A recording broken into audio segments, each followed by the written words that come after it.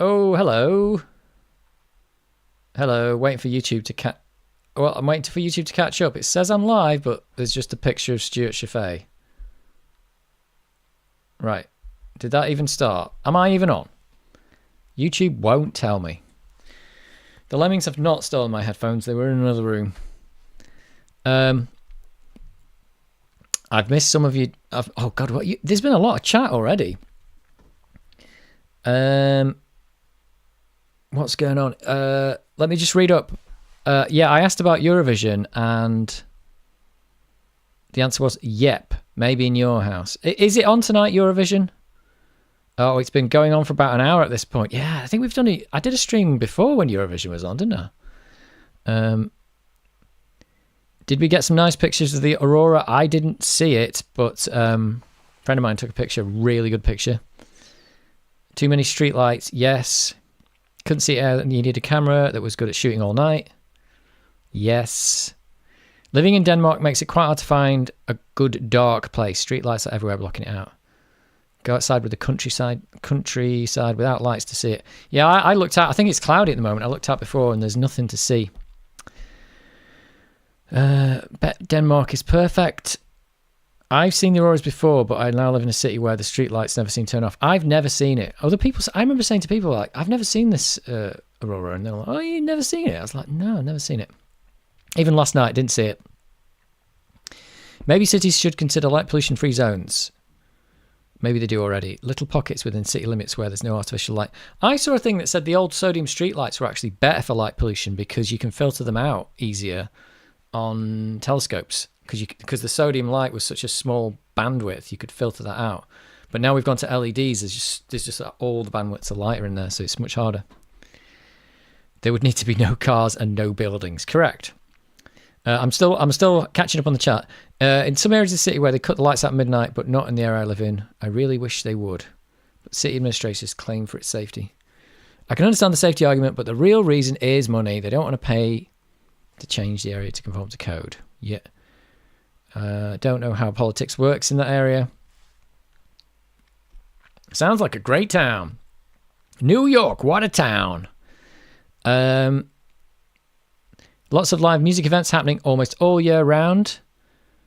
Great natural areas to visit. Well, speaking of live music events, I went to see Tenacious D on Wednesday. There you go. Tenacious D live. The only thing I know about Denmark is that it's impossible to successfully invade and conquer in Hearts of Iron 4. It's Mark Stevenson. Hello, how is your... Oh, actually, don't answer that yet, but your collarbone, how's it doing if you had surgery?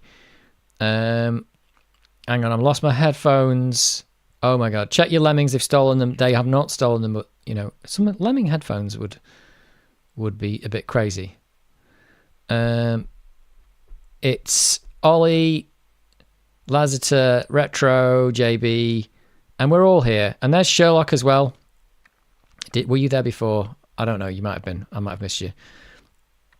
I've been warming them up for you, Dave, like a warm-up act. Yeah, it is. Well, they had a really good warm-up act for Tenacious D, actually. Doctor Who was rubbish. Oh, you won't see it with the naked eye? Really? Why can't I see the aurora with the naked eye? I thought you could. That's what I thought till someone put me straight. Mark Sim says LED lights are better. Yeah, but not for people taking pictures, because I think sodium was easier to filter out. Not this week, Dave. Should be Tuesday, the surgery. Well, good luck with that. I still didn't get you Steam code for... I should be able to get it. I've been busy. I haven't been able to get the Steam code, but I will get you Steam code for Kill Justice League. I'll have to get it next week at some point. But good luck with your surgery. It's Carnival Steve dot Somerset Carnivals and Adventures dot. Hello. Les says Tenacious D, isn't that with Jack Black? Yes, it was, and it was in the what is now called the AO Arena. It used to be the MEN Arena, used to be the 9X Arena, and probably some other things as well. It was really good. Jack Black he's actually quite a good singer. He's like really loud and properly in tune all the way through. Hey Pooh, it's Corvin. I'm sure you can see it with the naked eye far to the north, maybe, but not down here in the summer. Okay. Just look up, point your phone at the sky with a 5-second exposure, and bang, pictures will be sublime. Ah. It's mayhem. Hello. Mark Sim says they're gonna put me out. Is that the specific term for it? Putting you out? You'd hope so. If they're gonna like drill into your collarbone, you'd hope they put you out for that, eh? The co-op arena open. Is the co-op arena open yet? Yeah, it's the AO arena. I don't know how long has it been called the AO arena. I don't know about that. But yeah, I went to see Tenacious D. They were excellent. The warm-up act was a guy called Dave Hill, who was incredible. He was one of the best warm-up. I think he was the best warm-up act I've ever seen. He just came on. It's difficult to explain because he was just doing really bad singing. He came on just singing a song like Caveman in a Spaceship, but really badly. He came on a BMX actually, and then he would swing some nunchucks around his head and then sing Caveman in a Spaceship.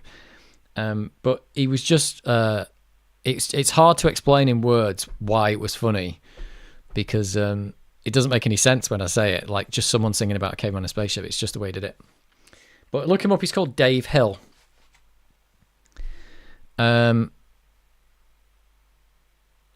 Yes, in Slade. Oh, not Dave Hill with the terrible hair from Slade. Is the guy from Slade named Dave Hill? I don't know. No, he's not that Dave Hill, definitely. He's Dave Hill. I don't know. He said he's from Cleveland, Ohio. He's an American guy. He's wearing a jumpsuit with a crash hat on and doing some... He played guitar and stuff with the band, but he did a song about chat up lines that will only work in Manchester, and he read out... It's really funny just hearing someone in a Manchester accent, like an American accent, reading out a load of stuff about... Just basically did a song, but also while reading his chat up lines where he'd inserted all the stuff from Manchester, which is really good. Yeah, because one of them was like... it was like, are you the Piccadilly Arena? No, are you Piccadilly Station, Manchester? Because I want to pass out on you. It's just like, he'd picked loads of them though, but they were really good. So his name was Dave Hill. And I assume then if you Google that, you get loads of people from Slade. Then I didn't know about Dave Hill from Slade. Sherlock says, got the 1200 out tonight. Yes, I do. Oh, let's put some Space Debris on. Why haven't we got that on? Missing the old Space Debris. It's the 1200 for a while, and then I'm going to go play Champions of Krynn on the Amiga 600. The Co-op Arena is the new one in Manchester that keeps promising shows but cancel last minute when you are in the queue. That sounds like the AO Arena to me. Somebody said the AO Arena had cancelled loads of stuff. But it's the MEN or it's the 9X or it's the AO Arena. Yeah, I'd heard about the cancellations. This one wasn't cancelled. It was full, actually. It was completely packed out. Not the lead singer, that's Noddy Holder. Dave Hill had the stupid hair, played the bass. Yeah, so that's not the same Dave Hill. No. Sounds more like a circus act. Yeah, it was a bit... Are you talking about Dave Hill? It sounds... Yeah, it was a bit like a circus act. He was only on the BMX for 2 seconds. He just jumped off it. He was really crap on it. But he did play guitar, but he would also just stand there and talk as well. So it's just a really strange warm-up act, but it was really good. And he got Kyle Gasson from Tenacious D came on and played with him as well. And then he came on just every now and again with Tenacious D as well. And he came on at the end. So it was like it all melded together really well. But yeah, he was getting people to chant his name. That was right. That's what was really good. So the first thing he did when he came on was he got everyone to go, Dave, Dave, Dave, Dave. And he had 20,000 people all shouting Dave. And he was taking selfies or taking a video of himself in front of the crowd with everyone just shouting his name. And he did that like three or four times. We were all just chanting his name, just chanting Dave on the stage. It was really good. Mark Stevenson says Hippo. It is the Hippo. My Saturday night isn't the same without Dave and a curry. Well, there you go. I am on curry night, am I? Is that what you're telling me? Well, that's a supermarket. What's a supermarket? What's a supermarket? That's a supermarket. What curry are you having, Sherlock? Is it Chicken Rogan Josh? What is it? Oh, the lemming's still up, by the way. Up there. Still got the lemming. Oh, Co-op, yeah, that is a supermarket, but AO is basically a supermarket for electricals as well, so... AO, let's go. Them people. Can't believe it's called the I didn't realise AO were that big to sponsor an arena. If I miss a Dave Pooh Saturday night live stream, I watch one of his back catalogue. Yeah, it's funny, isn't it? The back catalogue is big now. Big back catalogue. It's funny if you go back and watch the very first one, and I have no idea what I'm doing. I'm streaming and watching it on OBS with like a 15-second delay, and it's terrible. And I think the video is of my hands. It was like I really didn't know what was going on. I think that was a bit of an experiment because I wasn't even sure if anyone was even going to turn up. Because I thought I'll just hit the go live button and no one will be here. And today we've got all of 19 people are watching, which is like, it's actually like kind of a good number because it's just like a small group of people, isn't it? Because I see those YouTubers who get like hundreds, and it's a bit, I don't know, it's good. It's a bit like that gig I went to. It's like 23,000 people. It's not the same as going to a gig when there's like 100 people in the audience where you feel like you can, like, right in front of the band. Here it's a bit like you're a bit disassociated from them. But it's good stuff. Oh, it's a Madras. Every Saturday, a Madras. Good lord. Well, it's Madras night. Madras night. That's what we want.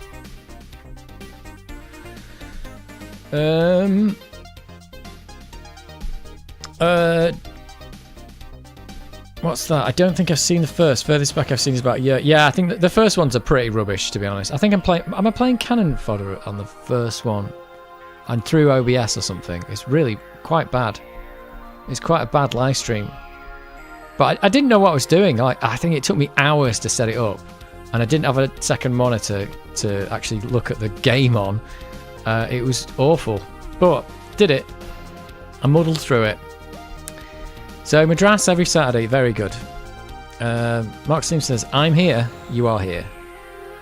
How's typing with your broken collarbone? Is that an Atari? This is, well, not really, but it kind of was. It's a Amiga 1200. Atari did own the Amiga back before Commodore bought it, and just before the first Amiga came out. And then that was the end of it. Mark was the only name I recognised. Oh, there you go. I'm ready every Saturday to watch the stream. Well, that's awesome. Yeah, roll hashtag. Chicken Tikka Madass, that's the one. I think Sherlock is another long term. It's hard to remember how long people have been around, because when you go back and watch the early ones, it's like just a different bunch of people. It's a different bunch of people. Have I seen Ghostbusters Frozen Empire? Yes, I saw it at the cinema just after it came out. Pixel Pop says evening. After saying Chicken Tikka Madass. You can't come in with Chicken Tikka Madass and then say evening. You should open with the evening first, really. But it's up to you. Anything goes here. I saw him in the live streams before my time. Okay, one hand I'm doing it with. All right, well, there you go. That's not so bad. I'm getting rid of this 8-channel tracker thing because they're not very good. They don't sound very good. They don't sound great. So there you go. So yeah, Tenacious D was pretty good. Aurora Borealis was pretty good, but I didn't see it. And what else has there been? And Eurovision, I haven't seen that. Hey, I'm just kidding, man. I'm an Amiga fan. Well, you never know. Some people are like, is that an Atari? It is not an Atari. But yeah. It's funny though, because it's funny you say about the Atari though, because my first computer was an Atari, and my first home computer that was owned by, well, that was considered mine, and Amiga and Atari are just very, or Commodore and Atari are very interrelated, aren't they? Because Jack Jamal left Commodore to do Atari for one thing, and Atari owned the Amiga before Commodore bought it. So, and I think a lot of the people who went between the companies, it was all incestuous back then. I think I didn't realize until recently that I think a few of the designers of the Amiga, not Jay Miner because might have passed away at that point, I'm not sure, but he was they went on to make the Atari Lynx. So like the Atari Lynx has got a little bit of an Amiga in its lineage as well, stuff like that. It bloody hurts. It feels like digging me in the skin. Yeah, I bet you it is. It's not going to heal without surgery, is it? So get them screws in it. You'll feel like $1,000,000 after that once the anaesthetic's worn off a bit, I think. Pixelpop says, I think it's my internet. Sometimes the packets don't arrive in sequential order. Yeah, right. Actually, that's probably true because I think chat can do that. I think it can do that. There are several things that can be done one-handed. Playing guitar is not one of them, for the most part. You could do a lot. You could do a lot with one hand. Atari ST, yep. Tourist. I was watching that This Week in Retro podcast, and they were saying that the Mister thing, I didn't realise that. It was named Mister because it's MI for Amiga and ST. So it was Mist. So it originally started as an Amiga and ST emulator. I did not know that. Also, the Atari ST and the Amiga are kind of, well, they're based on the same processor and stuff like that. So they're very similar-ish. They were of a similar lineage. But obviously I was never into the Atari ST just because I saw the Amiga first, and the Atari ST just never got a look in after that. It never got a look in. So sorry.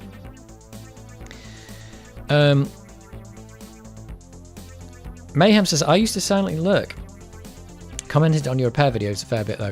Yeah, I always forget about who's commenting on what, because sometimes I don't read the name. I'm just reading the comment and replying to it, and I don't really, a lot of the time I'm not quite remembering who's done it. But yeah, there's not as many repair videos now. I've got a video from about a month ago that I started with the Menace thing, but I haven't edited that, and I still need to do some more, so I haven't really had much time to do videos. 6 weeks off after that. I've got to get somewhere to live. Yeah, well, it's all happening at once, isn't it? You don't get to choose when things happen at once, but sometimes they do. You can strum. Well, you can actually play with your left hand a little bit. Electric guitar, you can do a lot with your left hand without even picking notes. The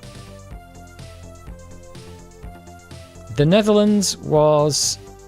Oh, what's this? The Netherlands was excluded. 4 other countries considered pulling back from Eurovision. Great Britain was one of them. Don't know if they actually did. Are you trying to cause a fight comparing Amiga with Atari? Nobody ever did compare the Amiga with Atari, did they? But you're going to have to accept that they both use the same processor. It's going to have to be a fact, isn't it? They literally use the same processor, just with a slightly different clock speed. You can play chords one-handed without strumming, or no chord strumming. Yeah. Did you see the Microman drama yet? No, I did not. Although I did watch a video about the Sinclair QL from Dan Wood. It had a little bit of, I think it was a little bit of Microman in it, where he's swearing about Chucky Egg. I think it's Chucky Egg. No, it was Jet Set Willie he was talking about. Unless you do an open tuning setup, then you can strum chords one-handed, I suppose. You can do a lot. The Atari was actually a bit faster. It was a bit faster, yeah. They clocked that thing higher, didn't they? Which goes to show that really, it's the clock speed on the Amiga. It's being clocked that way because of the system, not because of the CPU. The CPU can obviously clock a bit faster because Atari did it. I don't know what you can actually clock. What can you clock a 68, like 1002 before it falls over? At least one of the ones that's in the 500. I don't know how high that will clock before it falls out. I mean, the system won't fall over before the CPU. But I wonder how fast you can clock them before they burn out. Mega Drives was still faster. Oh yeah, was that 9 megahertz? Or was it faster than that? I can't remember now. And Neo Geo went faster than everyone. Was Neo Geo stock 68,000? ST would beat Amiga in top trumps if you chose clock speed. You're right. You're right. Let's have a look at Neo Geo clock speed. What was it? I don't know if it was a different, like specifically different one. It says it uses a 6 megahertz video clock, the 24 megahertz clock divided by 4. What was the CPU clock? What was your CPU clock, Neo Geo? 12 megahertz. There you go. So you can definitely clock them to 12. 12 whole megahertz. Don't know if that was a special chip though. So there's a lot of wasted potential. I mean, this one's only clocked at 14. I mean, it might have been a specific one, but we don't know that. I don't know. Have you seen the Spectrum Next that's out now? I'm aware of it, but I've not really looked at it because I'm not a huge Spectrum fan because I had a Commodore 64 and I was like, Spectrum was just a computer that had worse colours and worse sound and a worse tape deck and a worse everything, really. But it was cheap, let's face it. I came here to avoid Eurovision and now it's happening in the chat. I don't know anything about Eurovision, so I'm talking about clock speeds on the 68,000. So you're all right. Don't worry. Carnival Steve, don't panic. You're going to be all right. Elite was faster on the Atari. There you go. And I think if you did anything with like 3D games where there was some 3D computation, then it was gonna be better on the Atari, wasn't it? But then it was going to be slower. No, I don't know. Would it be slower to draw it? Probably not. So it definitely had its advantages. It definitely had it. The Atari ST seemed to me like to be just like it's kind of an overclocked 8-bit computer, isn't it, almost, if you think about it. It's like, took an 8-bit computer and just cranked it up a bit. You'd get the Atari ST. Whereas I feel like the Amiga's like kind of a next generation a bit more. But I didn't realise they did put, I mean, someone will have to correct me on this, but the Atari ST, they did eventually put like a blitter chip and stuff in it, didn't they? I'm not talking about the Falcon. Did one of the Ataris actually have it in the end? But nobody ever used it because not like the original Atari didn't have it. Am I right in that, or am I just completely making that up? The Mega Drive could get up to 16 megahertz, so assume the 68,000 could in general. Mega Drive was 8 megahertz. There you go. Mark Steam says the games were better on Amiga. Well, they were eventually, but at the start, the ST would have been better, wouldn't it? Because everybody wrote for the Atari ST. Playing some car racing on the Atari was faster. Using a normal modem cable between the Atari and the Amiga, the Atari would be much smoother. Have you tried that? That'd be an interesting one to try. I emulate Neo Geo. Yeah, there was some Neo Geo machines in the arcade club in Bury. So I didn't get to play on everything though. I saw Metal Slug there, but I didn't get to play on it. That would have been on a Neo Geo, wouldn't it? Mr. Jozza, custom chips made the Amiga so much better than the ST. They certainly did.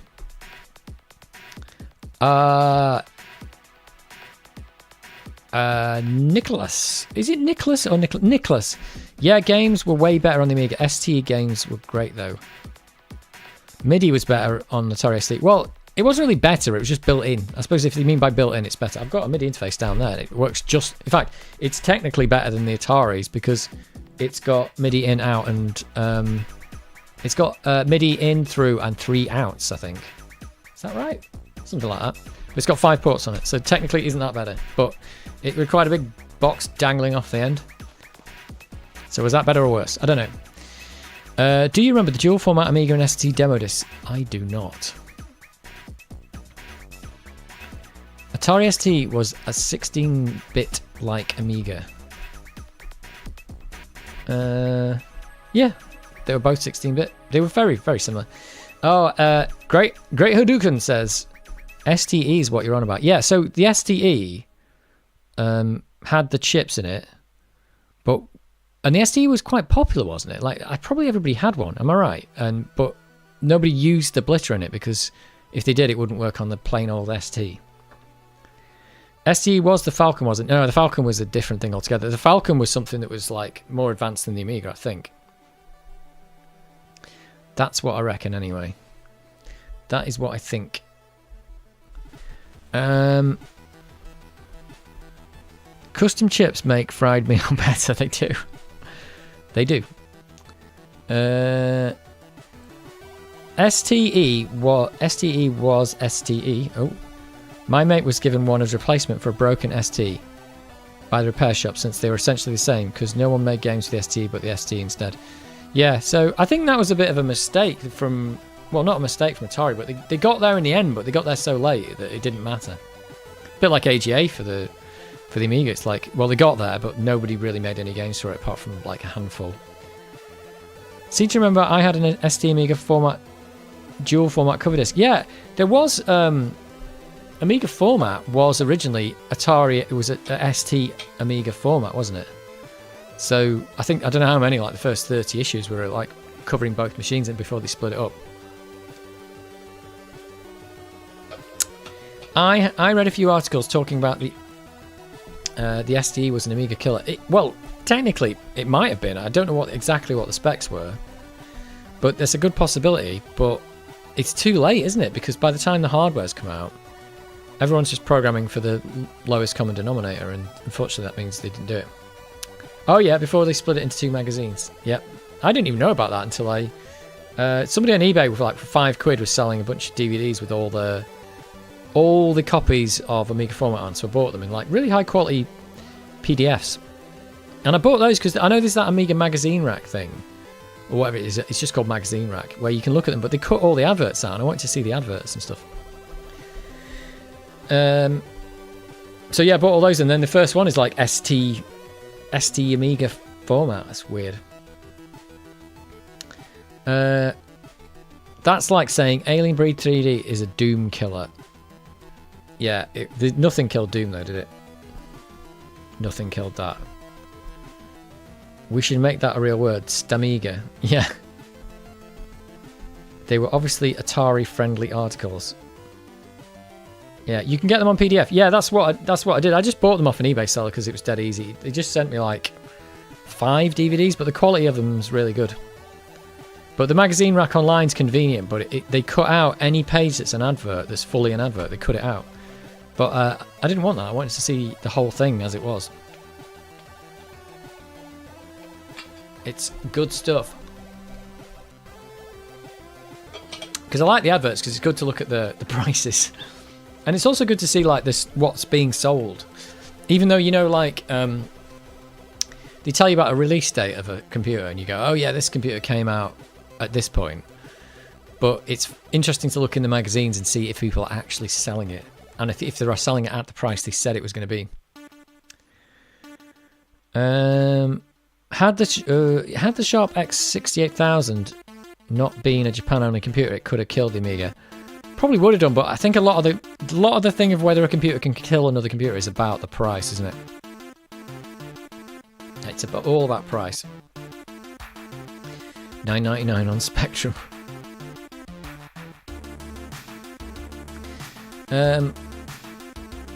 Man, if I'd have known about the Sharp 68000, I would have died. Yeah, I didn't know about it back in the day. I don't think I did. No, I don't think so. I knew about the Neo Geo. I remember seeing that in a magazine. I remember reading about the Neo Geo, and it says, here's the Neo Geo, and it's really cool, and the games are amazing, and each game is £400, and I was like, I'm never going to play that. But obviously did play it in an arcade. Street Fighter 2 and Final Fight, yeah. I think the Neo Geo was amazing when I saw it, but I was like, yeah, you're just never going to own one. I've still never seen one that wasn't in an arcade. Remember they were going to release a Laserdisc console called Hellion. No, I don't know anything about a Laserdisc console. Retro JV says, aye aye? Aye aye, mate? Aye aye? Aye aye? I don't know anything about Laserdisc. I don't know much about Laserdisc, really. It was big. That was another thing that was big in, like, Japan, wasn't it? Laserdisc? Laser. It's a freaking laser. I knew someone at primary school that had a Neo Geo. No absolute way were they super rich. Was amazed at how much the games cost compared to my Specky. You could have bought like 8 Spectrums for the price of one game, I think. You actually knew somebody. They must have been super rich. Because back then to actually have the Neo Geo was expensive. But then to buy a console where a single game could cost you... I mean, I remember when I read about it, I had a paper round. I used to earn £10 a week, and the games were £400. So if I got one, I'd have to like do a paper round for nearly a year to get a game. It's just like not. You're just like, that's not happening. And I never did see. Never seen one. They had a few. They had a few games, but never came out. What was that? Oh, the Laserdisc. A couple of lads lied about the Neo Geo. I don't think anybody I knew lied about it because nobody knew about it. I saw a picture in a magazine, so never met anyone who actually had it. I never saw one in a shop window. Never saw one in a shop. Never saw one, anything but that picture. I think it was their dad's console, but yeah, still, if they had it, that's That is a thing. By the time they made it more affordable with CD games, the PS1 was already here. Yeah, that's game over then, isn't it? Because the PS1 comes out, it's super cheap, and the games come out and they're quite cheap, and they probably ended up. The PS1 could probably do Metal Slug pretty well, couldn't it? It should be able to. Am I right there? Maybe. Although it didn't have the cartridge thing, so that's the cartridge thing is what makes that good, isn't it? They can load stuff like instantly on the Neo Geo. CD isn't exactly known for its huge speed, especially is it a 1 speed on the PS1? A good old-fashioned single speeder. The Halcyon is an unreleased home video game console produced by RDI Video Systems. The system was planned to be released in January 1985. Oh, so that's before the Amiga. The initial retail price of the system was $2,500 US. Wow. PS1 was a big leap forward. I think so, yeah. PS1 was a total game changer. It basically, for the way I looked at it, at the time we were doing PC gaming, and PC gaming was just infinitely better than the PS1. But, and this is the big but, for the price of the PC that you needed to buy to play some of those games badly, you could buy like 5 PlayStations or more. So that's what it did. It made it cheap. But then the games were slightly more expensive than a PC game. But ultimately, you could have more fun buying a PS1 and then spending a change from a PC on games than you could from buying a PC and getting no games because it's so expensive. I remember emulating Neo Geo. In DOS with 64 megabyte of memory in like 1998 or something. Emulated perfectly, except the bigger games struggled a bit using swap memory. In DOS? Did DOS have swap memory? That's crazy. But still, you could do that back then. That's pretty good. I don't know how much memory the Neo Geo had. Also, people were so used to loading times of the carts that the CD loading times seemed as a negative, even though you got CD audio with the games. Yeah, I think so. CD's not great. CD's not great. We're only really just kind of now back to the cart loading speed that we had back in the day, but it's still slower now because the games are just enormous. Because we've basically got solid state in the current generation of consoles. So we're actually back to solid state, except it's writable solid state. So it's kind of like it's the best of all worlds, really, isn't it? I mean, for the games that are using it well, it is loading fast, but a lot of the time you're playing a multiplayer game because it's got to wait for all the other people. It's so annoying. You get the Xbox Series X, they're like, everything loads quick. I was like, that's good that they've taken notice of that. And then you play Halo Infinite and you like play a 4-player game and you go, okay, you've loaded, and it goes waiting for other players to load because they're on a PC or something. You're like, oh, okay, so this really, I'm still waiting for the slowest console to load because someone else is probably on a PC, I think.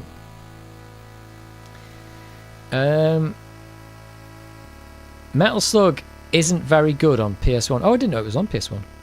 PS1 doesn't beat Neo Geo in 2D. Saturn might with a RAM expansion. Yeah. Well, there we go. I didn't know that, but I would imagine the PS1 does an okay job, but I don't know how many 2D things came out on the PS1. I bought a CD32 back in the days, but I don't know why, because I already had an A1200. SNES was a way better console back then. It was. Yeah, the SNES was good. Yeah, the SNES was good. Yeah, it's funny that you bought a CD32 when you had an Amiga 1200. That seems a little bit silly. But then, who's to know? The CD32, I suppose, it really was kind of ahead of its time. A CD-based console? The first CD-based console, first 32-bit CD-based console, it was a good idea. It was just based on hardware that was too old for its day. And it wasn't really marketed very well, if at all. But this is another one. Is this another one that's really quiet? Oh, it's alright. So, yeah, the CD32, good idea, but it was just not quite executed correctly. I mean, because really, what is the PlayStation? What is the PlayStation if it's not a kind of the CD32 or something like that? It's just a better a more advanced CD32. Oh, remember it came out in '94, which is the theme for this live stream. It's I think I looked up. It's May the 6th that Commodore went bust. 1994, May the 6th. So it's been just over 30 years since the demise of Commodore, which probably means it's QVC's 30th anniversary because they moved into their building after they disappeared. That picture on the live stream is now where it says Commodore. There is now a QVC logo.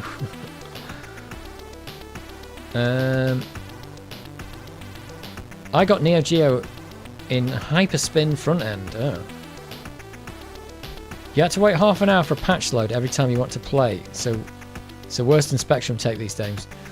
Yeah, that's true. I don't think it's half an hour though. I think games have to be patched for me, they're really quick. I mean, I can download a game and start it up and play it quicker than I could have played a Spectrum game back in the day. I think so, anyway. Maybe not one of these uber massive games that people are making where it's like, it's 100 gig, but still, I can get those reasonably quick. It does an okay job, but Neo Geo has it, but NG has it beat doing Neo Geo things. What's that? I heard when PS6 comes out, they said it will be PS1, PS2, PS3, PS4, and PS5 compatible. Well, shouldn't it be? I mean, you can buy an Xbox Series X now, and you can play Xbox Original, Xbox 360, and Xbox One games on it, and Xbox Series X games on it. So, Microsoft are already doing it. Why can't Sony? I mean, if a PS6 does come out, I can't really see it being hardware that's that different from the PS5 anyway. And that's probably why you won't see one right now, because what would they really put in it? Just another processor. It wouldn't be anything to put in it. Everything was sprite on Neo Geo, even the backgrounds. Interesting fact. Oh right, so well, maybe that makes sense. There's no 3D hardware at all in the Neo Geo. Can it do rotating things and stuff like that? PC Engine was also a great console, and that was 8-bit. Yes, it was. PC Engine was good. A friend of mine had a PC Engine. I was quite impressed with it. I was quite shocked when I found out it was an 8-bit computer. I was like, what? It's a what? Was it a 6502 machine, that one? Can't remember now. The SNES on its own wasn't really that good. It only became good because with support from the cartridges to enhance the games. Yeah, well, if you can do it, it works. PC Engine is a cracking console, does pack a lot of punch. Street Fighter 2 on that is impressive. Yep. It's kind of funny how some of the early 80s arcade games require an AGA chipset for perfect Amiga conversion. Yeah, it is funny. Yeah, I suppose you're right, yeah. But that's why you went... It's funny because that's why we went to the arcades though, really. It's like you went to the arcade because you could play it, from my point of view anyway, you could play something better than you could get at home. You always could. Like, you could play a game, and even if the home console port was pretty good, it was still never quite as good. Like, that version of Toki that I've got is like, it's just not far off being the arcade, but when you play the arcade's just better. But only a little bit, and that's one that's kind of close. But for most other things, they were not quite the same. And maybe every now and again there was one game that was a little bit better, like a conversion that was slightly better, but not because of the graphics and sound, just because the gameplay was a little bit better, I think.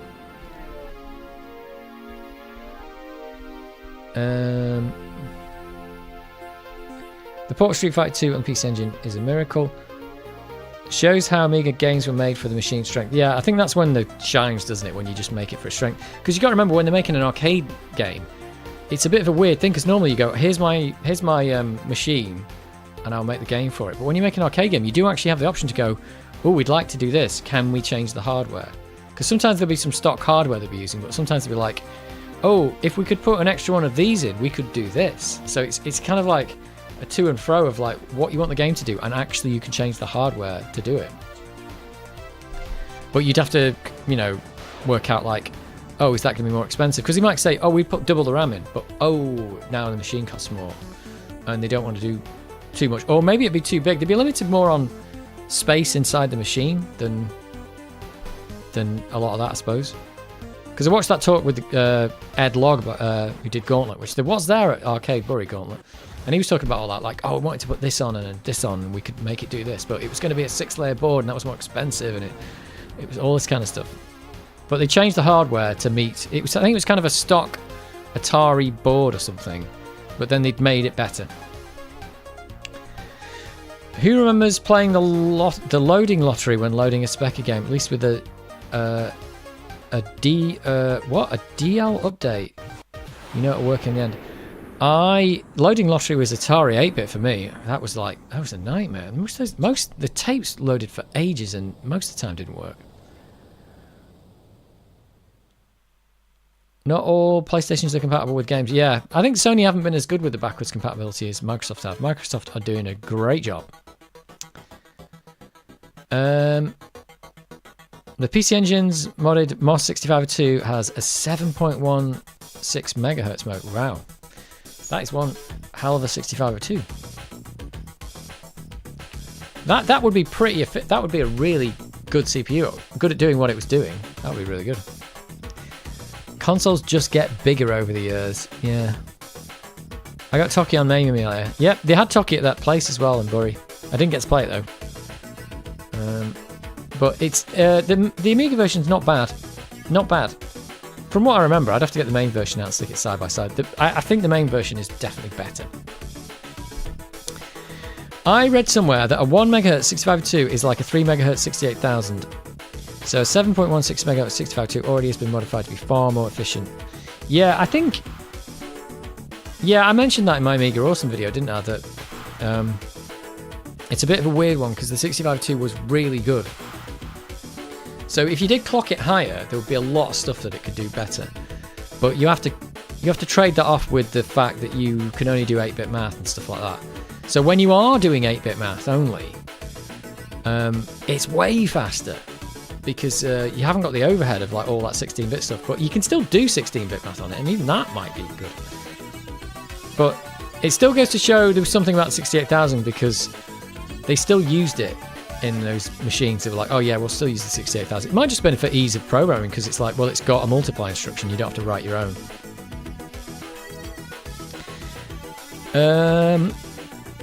If a PlayStation 6 is going to support PS3 games, it would be through emulation.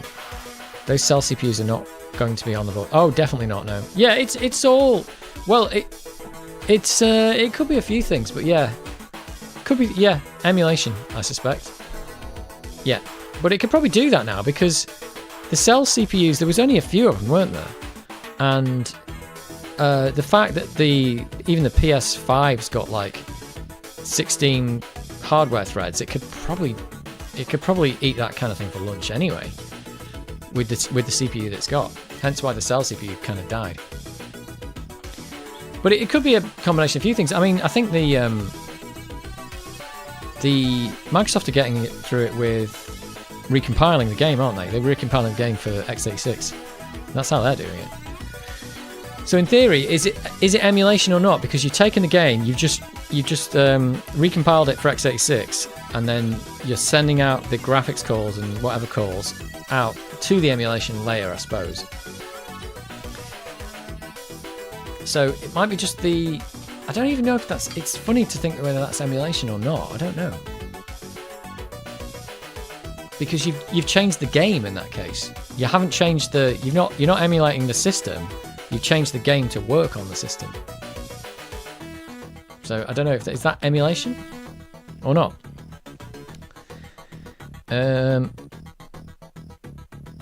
PS4 is compatible with PS5, is it? Well, that would probably make sense. I tried NBA game on it. Well, that's not bad.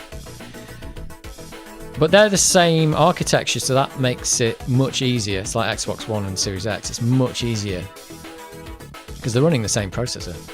Not the same, but same architecture. PC Engine CPU usually ran at 1.79 megahertz, though. It was only reading... I was only reading about it today, so it's still fresh. All right, okay. Still fast. Was that you that was on about with the 3-to-1 6502 to 68,000 thing? How about that? I thought I read it somewhere. No, it wasn't. I wasn't on about the 3-to-1 thing.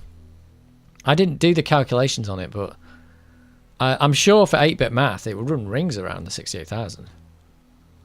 Because yeah, just doing an 8-bit add on the 68,000 is going to be hell slow. Even at 7 megahertz, it might work out at the same speed. I don't know. Probably slower. But then once you go to 16-bit math, the 68,000 just gets easier because it's just an instruction. You just write the instruction. But on 6502, you've got to start programming it and stuff like that. But you know, it's not hard, but you've still got to do it. So you've got to start running more instructions. There's a 28-channel track there that is not going to work.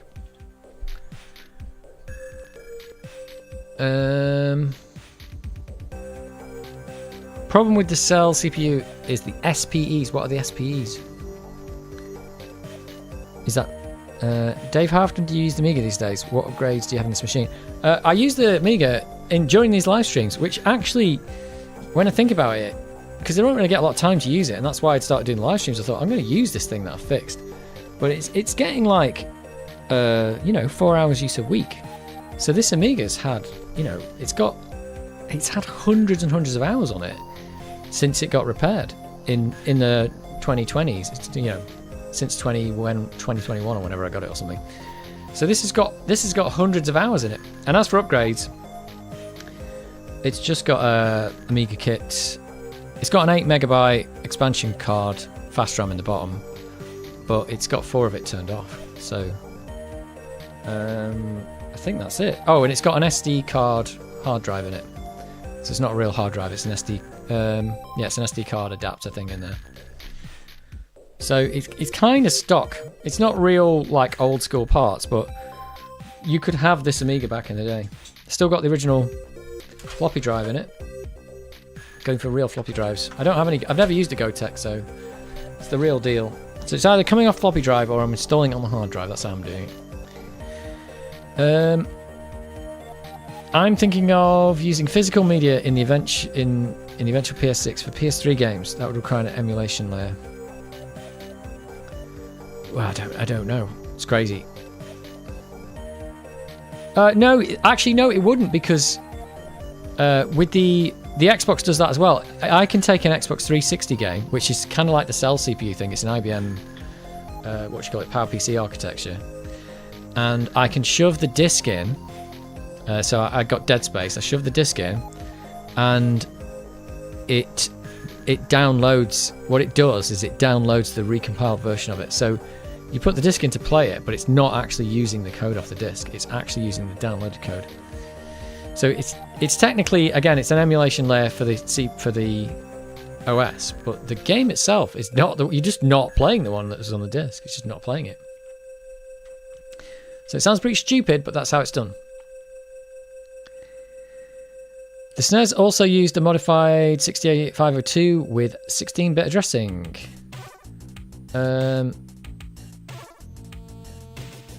Didn't they all have 16-bit addressing? Do you mean more than 16-bit addressing?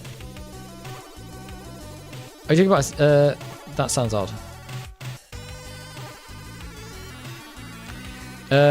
It's funny to think that Hudson were probably serious about Super Nintendo. Probably serious about Super Nintendo even before Nintendo was. Is that Retro Bright on the shelf there? Yeah, it's hair...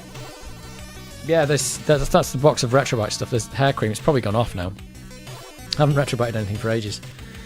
Gotex are good. I'm sure they are, but I'm into the old... Like the clunk. I like the clunk on here. No, I'll see if I can point the microphone at it. Oh no, I'm not going to do that. It's just going to be a nightmare. But I could point that and get the clunk. There's actually a PS4 emulator in development on Windows that's working as a compatibility layer rather than a straight up emulator. It's crazy. It downloads it. Mark Stevenson says that's what I said. Yeah, you stick the disc in and it just downloads a different game that they fixed. So I don't know if that's emulation when you're changing the game to work on the hardware instead of changing the hardware to work with the game. Seems a bit odd, but I don't know. It's emulation, I suppose. Or is it... Call it what you want. It's not... It's running a game on the system it wasn't designed to run on, somehow. I always thought that emulators were compatibility layers when you get down to it, but I guess there's more to it than that. Yeah, they are, I suppose. They are, but I think the weird part is that when you actually recompile a game, what you're doing is you're just changing the game's instructions. Say it's compiled for PowerPC, you just change the PowerPC instructions for the x86 ones, and now it just runs on an x86. So in theory, are you even emulating it? But the only difference then is, like, say it calls out to the OS to say, draw this cube on the screen. That call wouldn't be there because the OS is a different one. So you have to make sure that call routes through to something that can do the same thing, and that's the emulation. The emulation is in the OS, but the game itself is actually just running on the hardware. It's like it's just running straight through with different instructions, but is actually the same game. So it's emulation and it's not emulation? I don't know. On the last song now on Eurovision Austria. Right, what happens after that? Do they all have a party? That's recompiling, not emulation. Yeah, that's what I think, but it's also emulation as well, because it's making calls to the OS, which is obviously being emulated. But then the OS might have been recompiled as well, but then it still wouldn't work because it's on different hardware. So the OS would have to be an emulation layer, I think. I'm sorry, 24-bit addressing, a 16-bit accumulator modified from an 8 to 16 chip. Oh, right, that's interesting. So that is quite a bit more advanced. A 16-bit accumulator, so that's a bit of an odd chip. 8 and 16-bit can do both. The more you know, the less you know. Yeah, they're voting now. There you go. Maybe it's time to put Champions of Krynn on there. Bit of the old. Right, I'm going to swap out to the. Well, I might just go refresh my drink. I'm almost through the bottle of water already. That's how hot it is. I've drunk the tea and gone through the bottle of water. So I'll put you the big chat on, and then I'll go get some drink. Whew, it's hot in here already. And then I'll start up Champions of Krynn. I think last week we were in a tomb and there was 4 ways to go and I'd done 3 of them. My party's half dead and I've got 1 more way to go. And then I've done the tomb. It has been warm today. It's been a warm one. Right, let me go refresh drinks. Chat amongst yourself on the screen. Whilst we listen to crazy tunes. Right, be back in a second.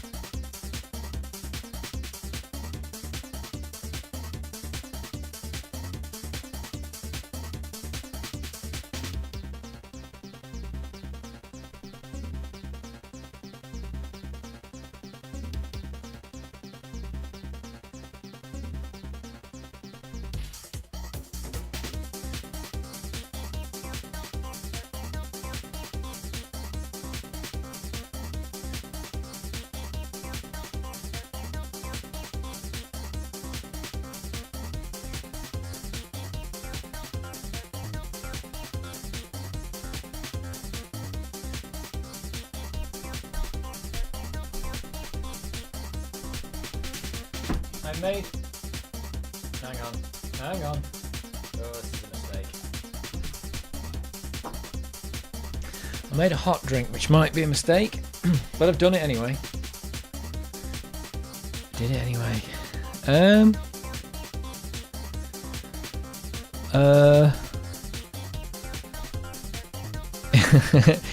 Now Dave is going to feed his prisoner in the back room. That's true. The boy. Feed the boy. Yep.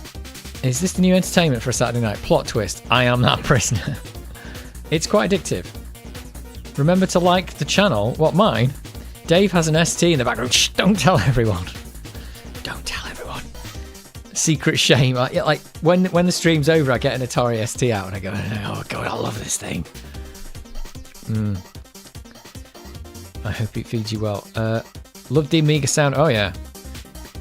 I've just had a delicious bacon and cheese sandwich with lashings of ketchup. Well, it's too late for that kind of thing. Shame we can't post pictures. Hey, he's back. I am back. Back with a snack. Right, I'm gonna. Well, I'll put you on. I've got a different camera now. I've got this one. Right, the Amiga's going off. It's gonna get replaced. Boom. So what you get for this is the no WHD load system. You just literally just swap the Amiga out for one that works. But then again, my save games are on that other Amiga now, so got to do it. Once you started, you got to keep going.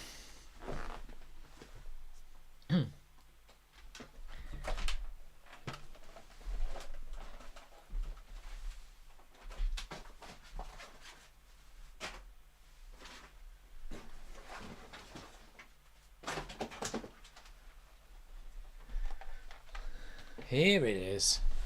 Look at the little guy with his yellow keys. They've re-yellowed, haven't they?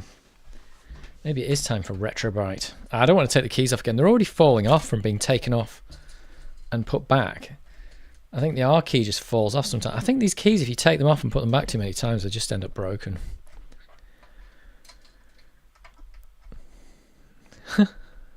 It's going to be smaller now, said the actress to the bishop. It is. It's got a lot smaller. It's definitely got a lot smaller. Retrobrite. Yeah, I don't think I'm going to Retrobrite it anymore because...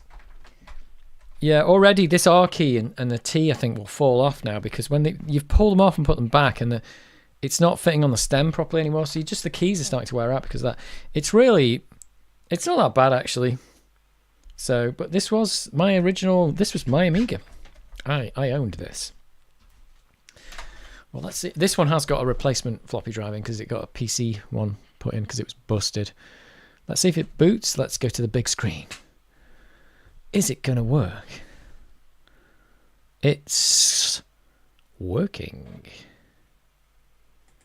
It's working. It's working. I'll try spinning. That's a good trick.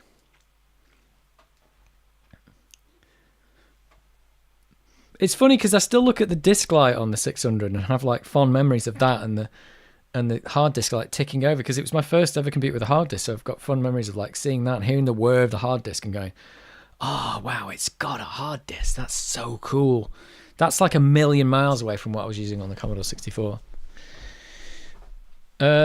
Use the power of the sun and put it outside on sunny days. It will brighten it. Yeah, I mean, you could do that with just the Amiga. You could just sit the Amiga out there, couldn't you? I'm not sure I would just want to sit the Amiga outside in the sun. You know, if I didn't take the keys off or anything. I don't think it's a good idea. I think it's better off just left the way it is, isn't it? Just leave it. I'm glad I did the 1200 though, because the 1200 is... In fact, it's not gone that yellow. Maybe I did a different technique for these. I can't remember. I think I did the 1200 keys in the bath. The hot water bath. It was warm water with the hydrogen peroxide or something. And I did it really slowly. I don't know if that's had a difference or what. Right, we've got to do some things, haven't we? Because Champions of Krynn doesn't like it. We've got to set the date to not 2020, 11th of May 2024 at 22:27. We've got to do that to start with. Oh yeah. You can't type 2024 because it's not Y2K compliant. That's something I keep forgetting. 1980. Yeah, I think does the Amiga default to 1980 or something? I can't remember. You just using a floppy? No, I'm just putting a floppy in to stop the floppy drive ticking. It's actually the Workbench 2 disk, which is funny because this is Workbench 2 but from the hard disk. I've got a UV light for mine for retro write. Yeah, that's an option, but I don't think I want to do it. Like I said, this R key's already... I think it's got better now, but it used to fall off. I get stuck. It gives it character like an old wooden table or whatever. Yeah. All I can think about when people talk about old wooden furniture is Shabby Chic from Ylvis. Have you heard Shabby Chic from Ylvis? If you haven't, that's what you've got to... That's your... Put that on your watch list on YouTube for after this live stream. Shabby Chic Ylvis. Ylvis. 1980. I know old PCs default to 1980. Yeah, is it the Windows Epoch 1980? I think, maybe. But nowadays with internet connection and battery backed up stuff, you rarely see those default dates anymore. I have not heard of such a thing. Ah, well. I think Shabby Chic's harder to find, actually. But you should look up all the Ylvis songs, because you know the people... You know What Does the Fox Say? That's Ylvis. But if you watch them, you'll get into them. They've got loads of good songs. There's The Cabin, Yogurt, what else is there? There's Shabby Chic, Trucker's Hitch, and what else is there? There's... I think there's one called... I don't know if it's just called Dubstep. There's one about Dubstep. But The Cabin's particularly good. That's like a Barry White song or something. But it's excellent stuff. You'll be highly entertained. What is it again we want to assign? I can't remember which way around you do assign. What do you do? Oh, I've already forgotten how to use assign.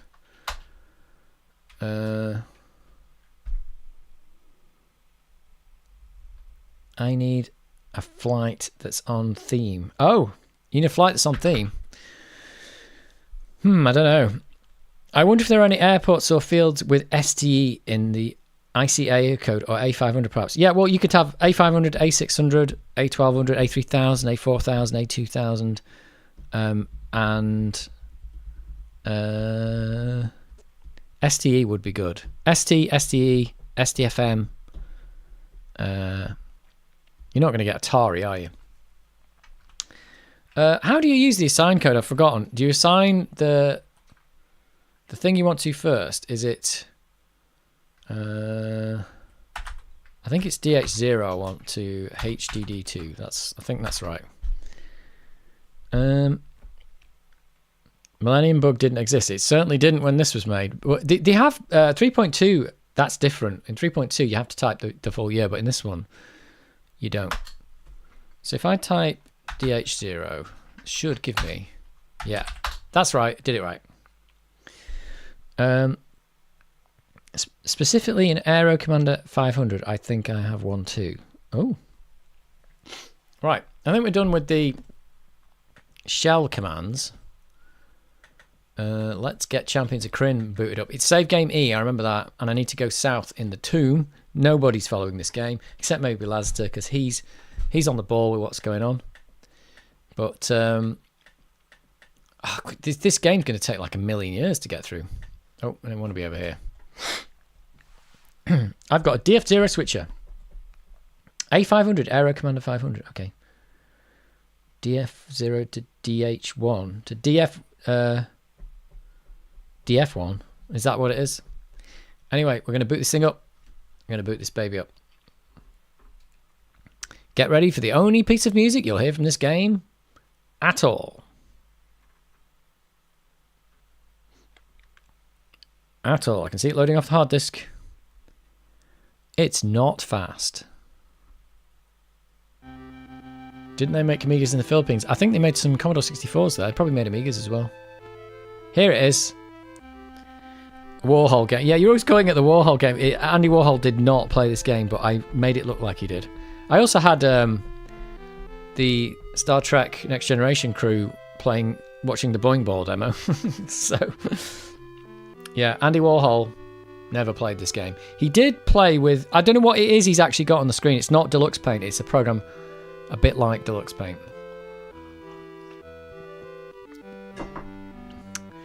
Do we know where the team that built the Amiga were based or anything? Yeah, they were... where were they? Yeah, we do.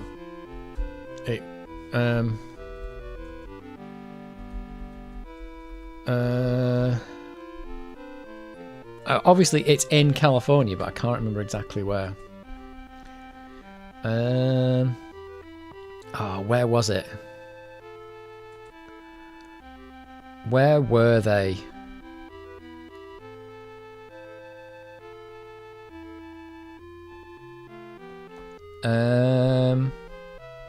Because I just watched there's a little short documentary on YouTube and I watched it. It's not a documentary, it's actually made back in the day with all the guys on it. I can't remember, they were working out of garages and stuff in California somewhere. I can't remember. Yeah, it's I don't know is the answer. I don't know. Somebody about to find it.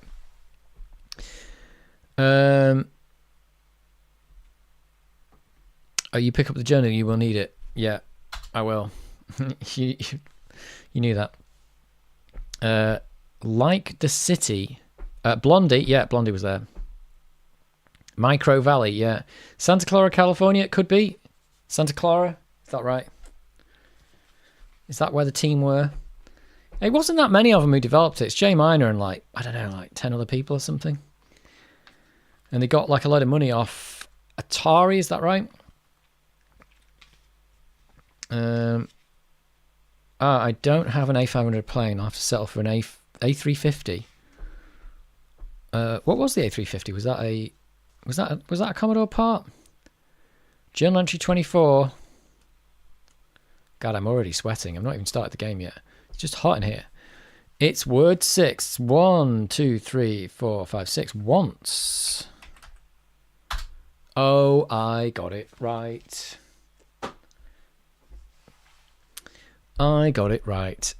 Silicon Valley. Yeah, that whole area. Obviously, that's where it all happened, in Silicon Valley. But that's where the guys were. I think it's like 20 people, maybe 10, 15. Not many. Oh no, there's a picture of them. There's more than 20, I think. There is a picture of them all together.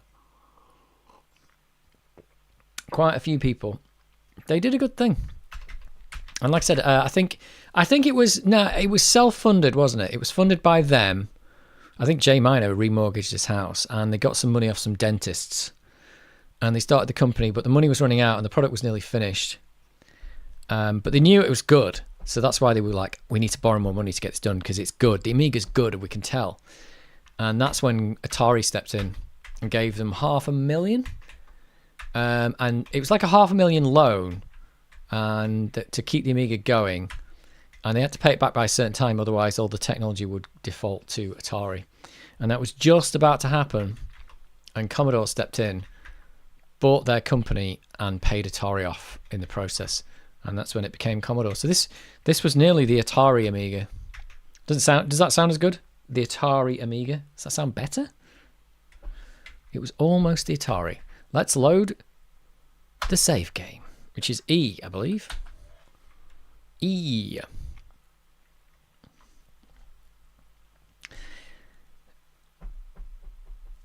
Right, we are in trouble here because we've got two pretty much two of these people are unconscious. Okay, he's unconscious. He's unconscious. We've been left with unconscious people. Oh, I remember I had to make Sir Ghoul because I needed a knight. I think he's got 1 hit point. We really do really do need to put some music on with the emulator, don't I? Here's some emulation. You want an emulation? What about this? I don't know if that's a bit loud, but it's the Shadows Warriors music.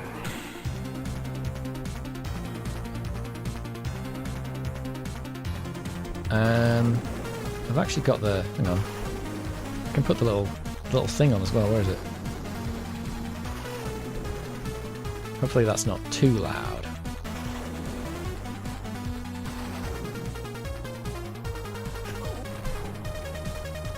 That's the Shadow Warriors theme, which is a bit crazy. Right. Let's begin adventuring. This is not the right music for this. How do I get out of this place? I think... Oh, hang on. Yeah, so I'm facing south. I can't camp here. I can't rest. Maybe I can fix. I can't fix. It won't let me do it. Let's put a minute of rest on. Oh, hang on. Add. Can I rest? You were startled awake by horrid nightmares. You can't rest here. This tomb is no place for the living to rest. Right, I can... I'm going to turn around. Right, you have reached the exit. Do you want to leave? I'm going to have to leave because I can't camp here. Right, that's where I've got to go back to. I don't want to enter the tomb. Go back to the outpost. Well, this is a bit crazy music. Oh, Knight gives his tithe. Forgot about that. I've got to pay the money. Where do you want to go?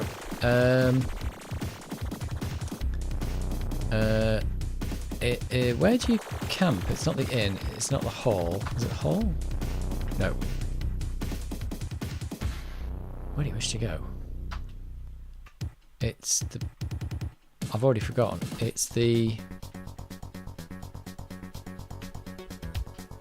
It's the inn. I'm thinking inn and bar. Inn is the place you stay. A bar is the place where you drink. Inn, yeah. Okay. Right. Let's memorize the magic. Everyone's got no spells left as well. Right. Magic missiles, ahoy.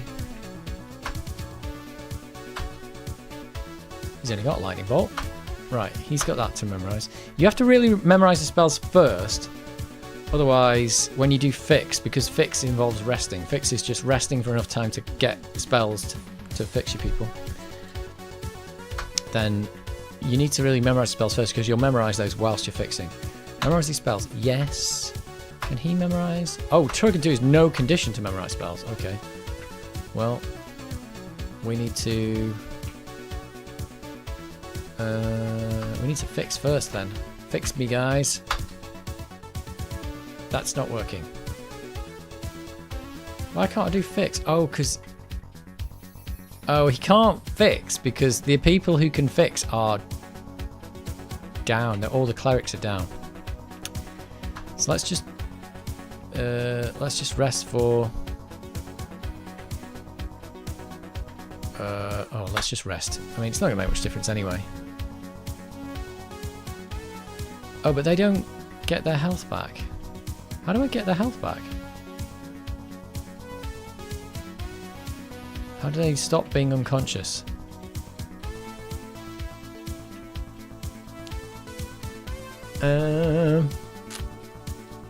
J-Miner found it, yes. Thank you. Santa Marca, David. YouTube, Google. In North America, UK, it was released October 87. You're talking about the Amiga 500? Oh, yeah. One of those sales was me. I never had a new one. I definitely bought a second-hand one. How do I rest to get these guys back on their feet? I'm just going to rest for a day. Does that do anything? Oh, the whole party's healed. There you go. Stop resting, yes. I've got them back on their feet. Good. Okay. And... oh. Special spells. Oh, bless. There we go. Ooh, we had loads of stuff he could do. Peter Molyneux. He's alright. He didn't cast anything. Right, now we can fix. Fix me, boys. Hey, we oh, we didn't fix everyone. Fix them again. Oh, and you gotta fix them again. Yeah, look at that. Right. I think we're doing alright. Does anybody need... Everyone's got stuff.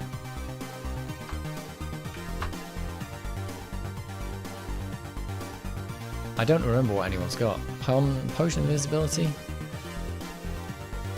I don't think anyone's got any goodies. Let's just save. Save and exit. Let's save an F. Let's go back to that tomb and go south. I've knocked the flight idea on the head. Just think I'm going to play some Retro Arch instead. But what? What can you play on Retro Arch? What can you play on it? Alright, I'm going back to the tomb. You are near an ancient tomb. Yes, I do want to enter the tomb, please. You have reached the exit. Do you want to leave? Oop. Right, let's face south. So we've got one more thing to do in here. Got one more thing to do. Let's save it there before it all goes wrong. All things retro. What? Oh, really? Everything retro. What can you play? That's a good point. I was playing a bit of played a bit of Centipede at the arcade for a little while because I used to play that in the Atari 8-bit. We are retrosexual here. I've never heard that term before. What else was I really playing? Oh, I played some Smash TV. Was quite good. Can you play Smash TV on it? Actually, it was quite good because it actually had the twin sticks. So maybe play a bit of Smash TV if you're into blasting stuff. Blasting. Depends how crazy you want to go. We got to the end of the round. I got like 600 toasters. You pick up toasters, don't you? And all kinds of stuff. Do some Smash TV. Yeah, and I think there was maybe a follow-up to Smash TV. That was called something else, but I don't know.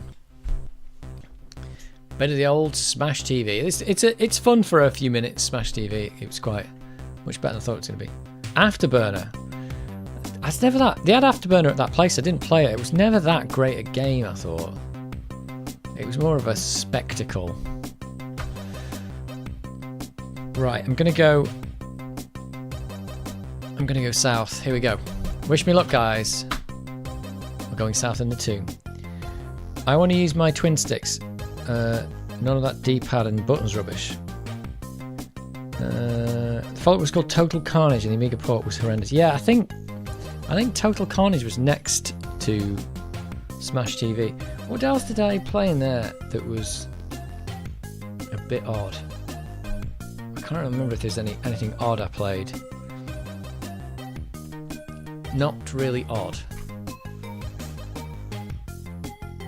Alright. Here we go. Right, so we've got this test to do here. Turrican, Afterburner, Turrican, I like that. I shall play the Switch version. Alright. Here we go.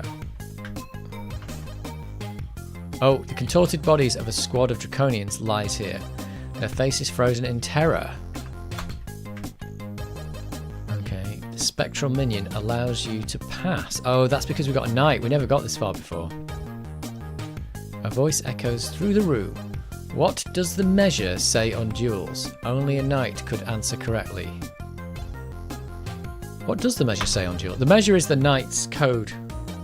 For those following along, and Segul is the knight, Segul will answer. You may pass. I don't know what the measure says about duels. They do allow it though, but not during wartime or something like that, is it? Another voice speaks. How should a knight act during a council? Well, You show great knowledge. Do you have you have passed the test? This test. Oh, Segul gains experience.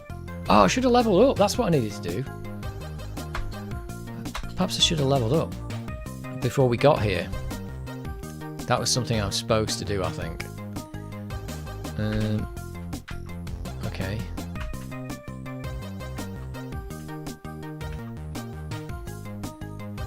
Is there anything in there? Oh, there's no map of this area, is there?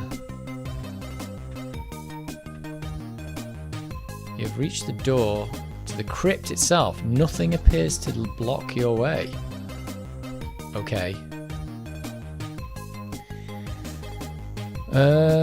Loads of odd games out there. Yeah, I really like Commodore 2. Great game. Incidentally, there's a superb modern Smash TV homage called... hang on, I forgot back in a second. Is it Enter the Gungeon? Is it that? That's kind of... Well, that's more of a roguelike, but... Speedball 2? Mark Stevenson is a Speedball 2 fan. Oh, Spectral Minion. I am the spirit of Sir Dagard. Finally, a knight of virtue has reached me. Now receive your charge that I may rest in peace. Party has found treasure. Each character receives 200 experience points, which is not a lot. It came out on Mega Drive a couple of years back. Team 17 made it, I think. Someone will know. Team 17. Not Gungeon. Team 17 do a lot of games though, don't they? They publish a lot of stuff now. They're like a big publisher. Hey, they're still going though, aren't they? So that's crazy. Okay, what did we get? What am I going to get? Oh, how strange. Oh, look at this. A longsword +2. Solomon Plate. What is that? Oh, wow. Who's going to take this stuff? This is a lot of stuff to take. I want it all. How much can Dudley Moore carry? Let's take the longsword +2. How much can he carry? Girdle of giant strength, yep. Solomon Plate. He's not gonna be able to carry all this. He can carry it. What is this? Is this listed in the book? Solomon Plate. Didn't Battlezone use twin sticks? I don't know. I'm gonna look up. There's an items list in here. I'm gonna look up. Is this a special thing? I don't know if the items are listed. Magic, combat. Does it list items? Spells? Armor list. Is it armor list? 55.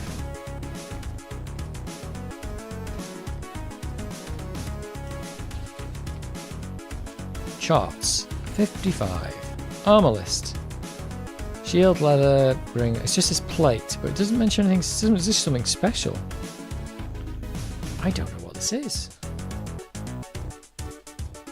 Well, what the thing is that you don't know what it is, but you can go to the place and sell it, and then you see how much money it's worth, and that kind of can give you an idea of what it is. That's weird. I don't know what that is.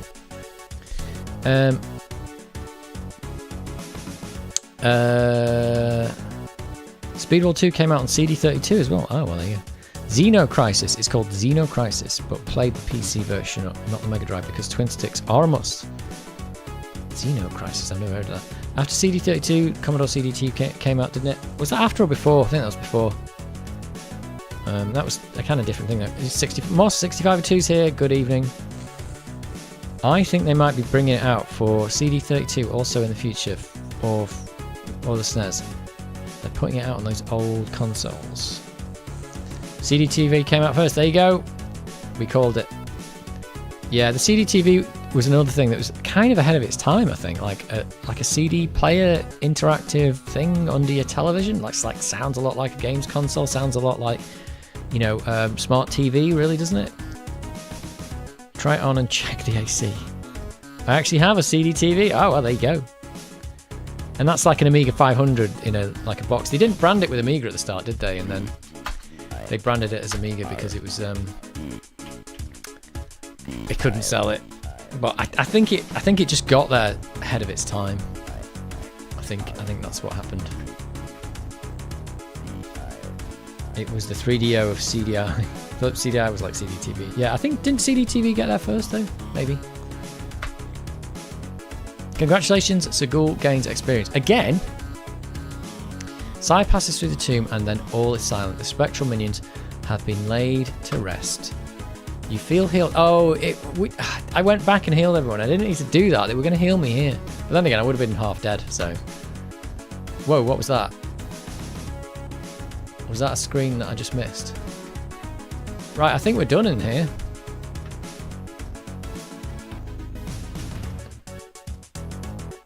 Unless I just missed something. I don't know, it seemed like... Uh-oh. A party of draconians barges away, one steps forward and speaks. We have always failed to reach this sanctum while it was guarded by the ghosts. Thanks to you, we will take the treasure. Well, sorry to disappoint you, mate, but we've already got the treasure. Oh, I have Xenocrisis on PC. I'll play that instead of Smash TV. Okay, let's have a look at what we've got here. That's it, you bought 6 guys. These guys are magic users, though. You bought 6 guys, that's the best you could do, right? Well, we'll see about that. We'll see about this. Let's magic missile somebody. I think this is the guy we need to do because he's a magic user, I think.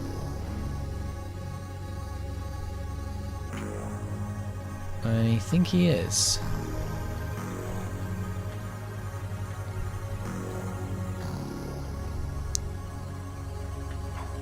Oh, missed. Oh, I've got sword versus reptiles. This is going to be awesome. Yes. Oh yeah, he's got like a... is he a cleric or a magic user? I don't know.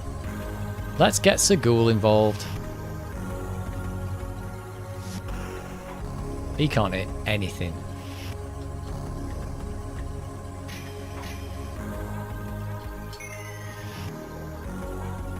Ouch! Hit me for 2 points of damage.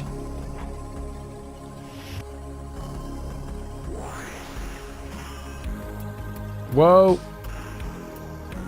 Okay, the Bozaks explode. I forgot about that. When they die, they explode. Whoops. Whoopsie daisy. Whoa, he did some serious damage. Oh, now there's a pool of acid there. That's not good. I'm gonna have to delay my move.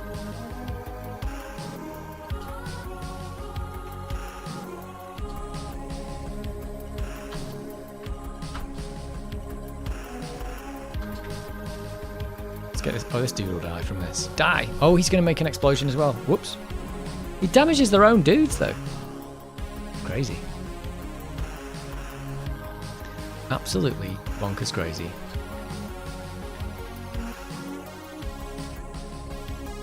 Oh, there's nothing I can do now.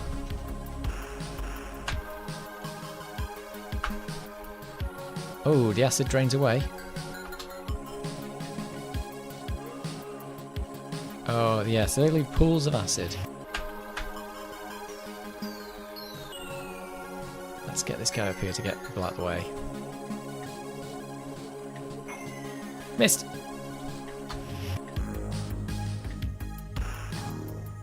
Oops. Oh, can't go there.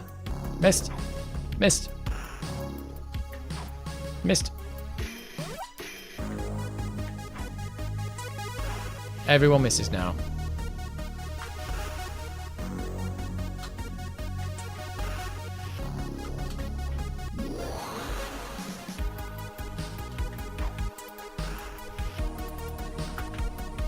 I got him with that guy. I don't even need to hit him.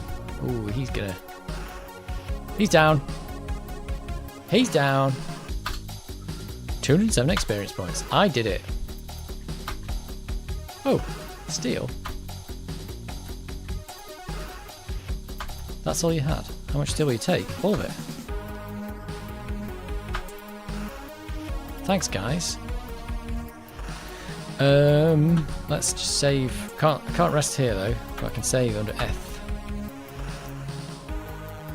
forgot about it. Yeah, Bozaks explode. That's what you need to know when they die. Let's get out of this place and let's go collect our reward. I think we should probably train first because there might be some people who need to level up. We've done the tomb. You have reached the exit. Do you want to leave? Totally do.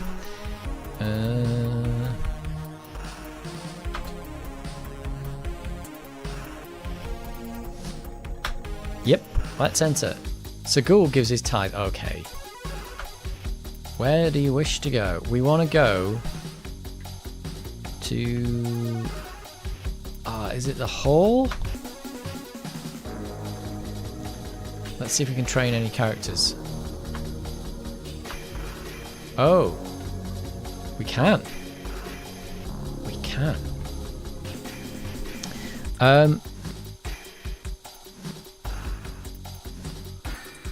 What's going on here? I have Xenocrisis on PC. I'll play that instead of Smash TV. Panasonic was 3DO. 3DO was Panasonic. I don't know. Yes, it was, wasn't it? I like how it was branded Commodore CDTV, so it was a Commodore Dynamic Total Vision. Yeah, they specifically avoided the Amiga branding though, and that was quite clever. In fact, that was Nolan Bushnell who did that, wasn't it? And he was the Atari guy. Loved my CDI. Still got it. There you go. Wasn't Dragon's Lair on CDI? Maybe. And my GameCube. I gave my GameCube away back in the day when it's like, this is garbage. Well, it wasn't garbage. It was just like it had become. It was gathering dust. I just gave it away. They were cheap back then. Now you can't get them. Yes, and the second one. I bought a defective CDTV in 2020. Tried to restore it. I failed. These machines are pretty hard to work on. Sold it again with loss. Any idea what was wrong with it? Was it the CD drive that was broken? Braindead 13 was on CDI. Rare game now. Yeah, oh yeah. 6502. Moss 6502. What was the problem? That's what I asked. They remastered Braindead 13 on Singe Emulate. I don't know what that is. It's a shame we can't post pictures. You'd have to ask YouTube about that. They won't let you post anything. Is Dragon's Lair worth playing? I always hated that game, so I can't really say. Mark Simpson says yes. Classic game. I always hated it. It's actually supposed to be pretty good on the Amiga, isn't it? Don't let Sagul hold any valuables. He has to donate every time he enters the city or outpost. I'm probably going to take him out of the party now and just go without a night again, and he'll be there as a backup if I need him.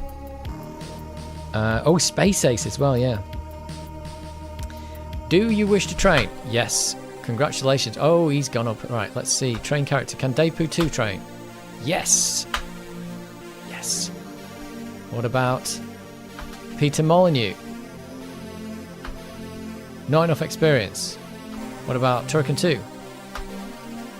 Level 5 cleric. Yes. What about Gary Barlow? Not enough experience. And Sagul can probably go up as well, actually. He got to a level 3 knight just for doing all this one mission. I mean, I could keep the knight in the party, really, but he's a bit behind on everyone else now. You'll need a knight later on, so get him leveled up now. Yeah, maybe I should keep him in the party, but I do miss my second magic user, but I don't know. It was nice having 2 magic users. I don't know. I don't know if I should... Well, let's just deal with the guys we've got for now.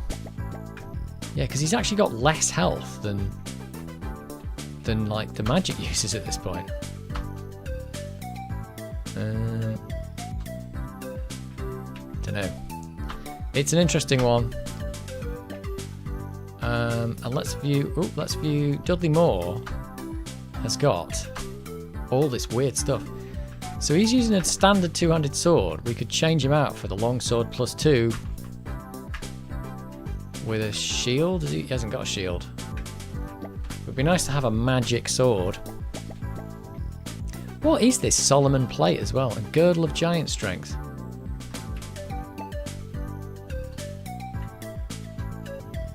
Let's save the game there anyway to start with.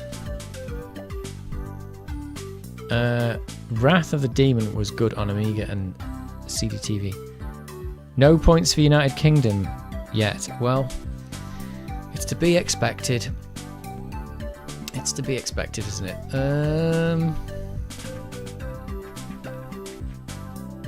Let's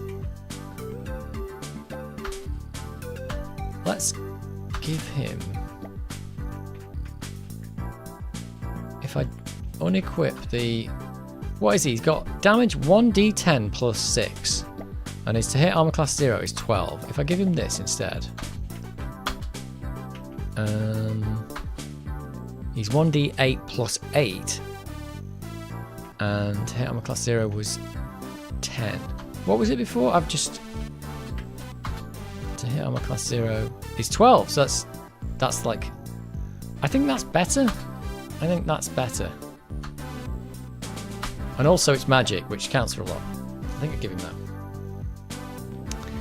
Bring back Buck's Fizz. Yep. And I could also do the Girdle of Giant Strength. But hasn't everybody also got Giant Strength? If I ready that, what does that let me do? Oh, it takes the to hit armor class down. Oh, right, it gives me damage 1d8 plus 11. Holy cow. Holy cow. That's crazy. Oh, so it added 3 to that. And it took 1 off the to hit armor class 0. It just gives you crazy strength. Correction. Bitmap Bureau Brothers made Xenocrisis, not Team 17. Oh, okay. Great game. Right. Top 3 is Switzerland, Ireland, and Italy. Regarding the CDTV, cable connectors on the upper mainboard are difficult to reconnect, and I ripped the CD-ROM ribbon PCB. Oops. Yeah. My god, I really hate that. Yeah, some of these PCB things, these ribbons are really delicate. Look at your strength, you climbed to 21. Yeah, it did. That is crazy. So that's really good. He can be like ultra insane. Or I could spread it out a little bit. And like maybe give, like Depu 2's got 1d8 plus 3. I don't know if I should just have one guy who can do something crazy. Or maybe I could maybe I could just get a better general thing going on. Maybe better to have 2 people slightly. Yeah, maybe I'll do that. Let's view Dudley Moore.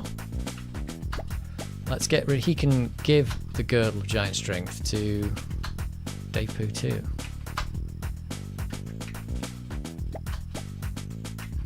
So he's 1d8 plus 8 and 10.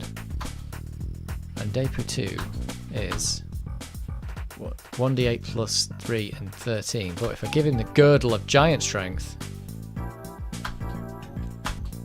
yeah, oh my word. So that kind of evens them out a bit. That's not bad.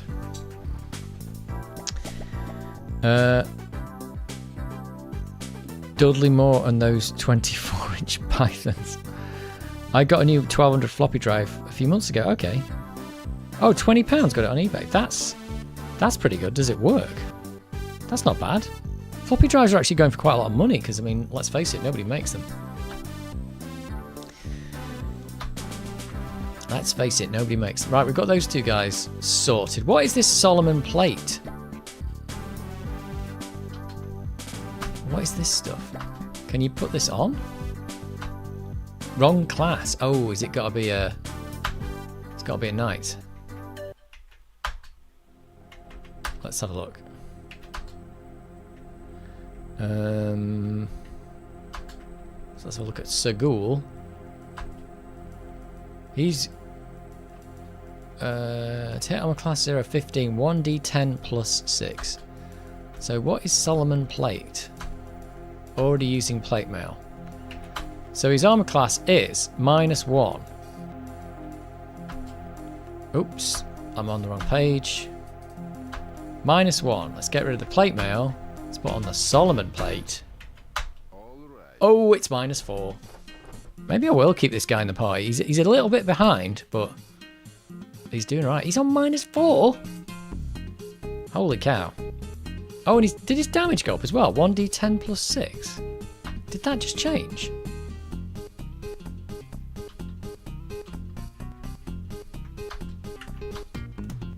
No, it didn't.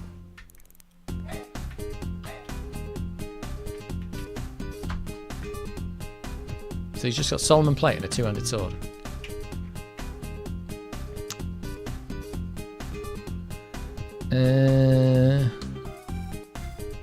It does work. That's amazing.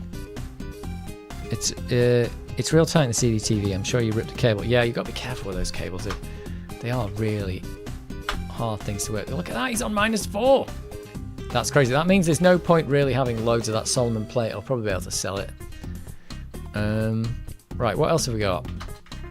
Peter Molyneux. I don't think he's got any more items. He's alright. He hasn't got anything magic though. He's alright. So we came out of that quite on top. I don't think Gary Barlow's the mage thief, and that's why he's not progressing as well. That's a bit weird. I'll keep him. I'll keep the mage thief because I need a thief anyway.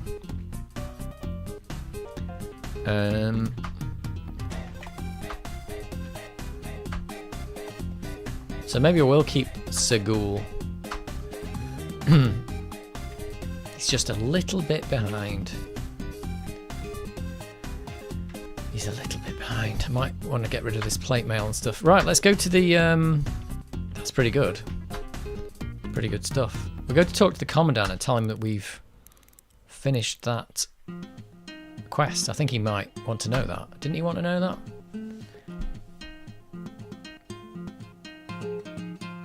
They say it's a pig to get the battery out on the CDI. Oh. Hi, Dave. Your channel is fantastic. Thank you very much. Thank you. He'll catch up. Not to worry. Who's going to catch up? What?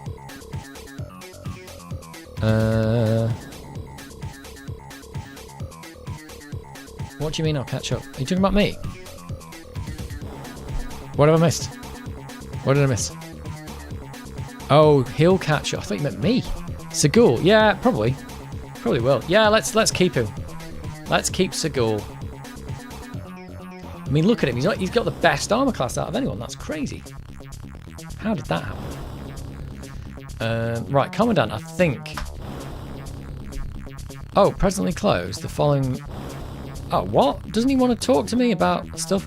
Is it closed as it's night time? Investigate the ogre's base. Relay information to the outpost. See that Jellic is safe. We could do that next. I don't know where the ogre's base is. I think it was one of the... I think I might know where the ogre's base is. We could go to Jellic next, because that's nearby. Where do you wish to go? Is it closed because of the time? Or I thought he would talk to us and... It's 3:19 in the morning. If we do... Well, let's get everyone's magic back. Oh, I think he only cast a couple of magic missiles, didn't he? It's a shame it's not, like, much quicker to re-memorize stuff.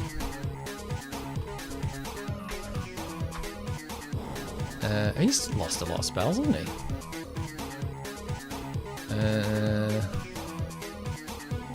Silence 15 radius. Let's memorize that. And the other two are...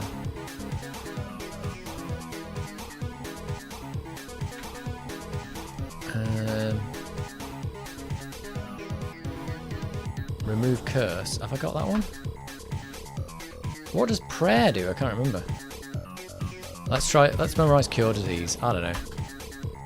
Oh, he's got new stuff, hasn't he? That's of course. Got new things. New things. What can Pete Molyneux memorize? Nothing. Right, let's fix everyone.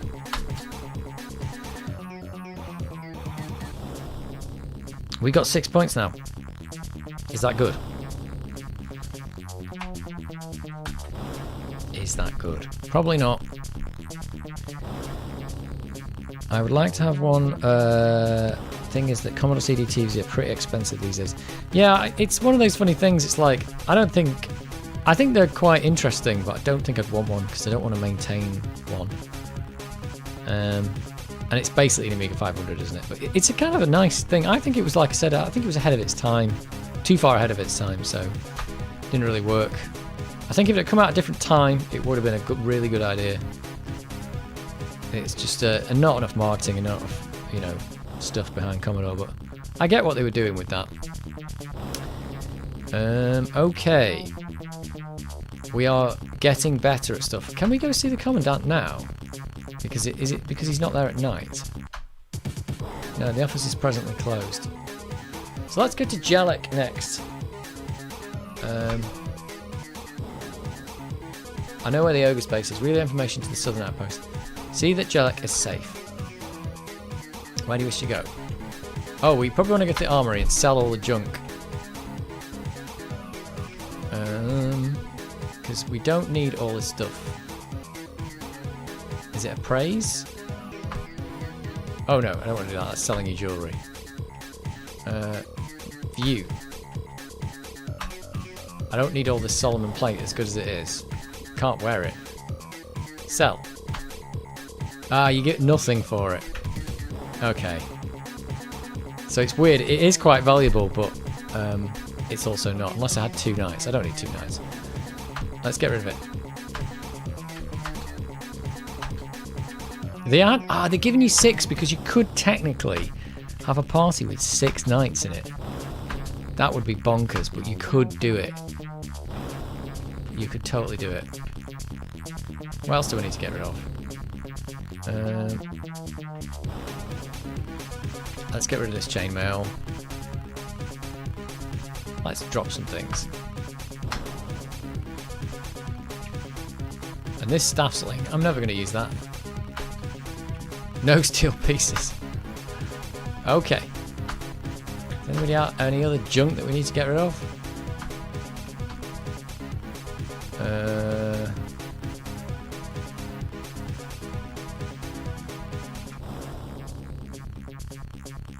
He's got a mace, I can sell that.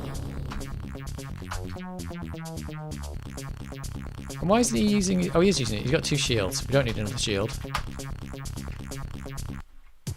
Just getting rid of some of our junk now. Sorry, this is the boring bit of these games, isn't it? He's just got a longsword, a shield. Longsword, shield, and chainmail +1. Well, let's give these to Gary Barlow.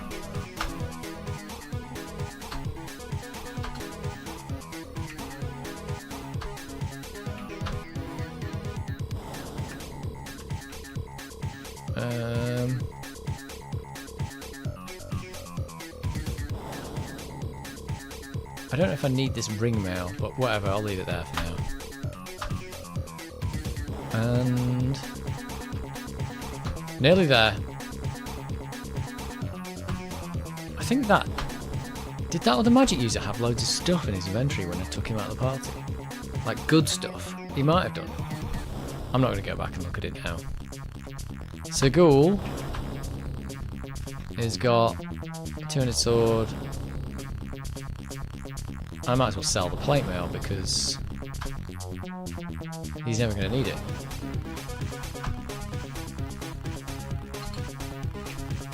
Or did I just make a mistake there?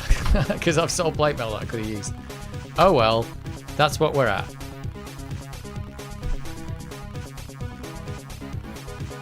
Don't forget to deposit steel to lower encumbrance. You may need the extra movement in battles. That's a good idea. I think I've just sold plate mail that I could have used. I can't go back and do that now. I'm not going back. Let's just save quickly.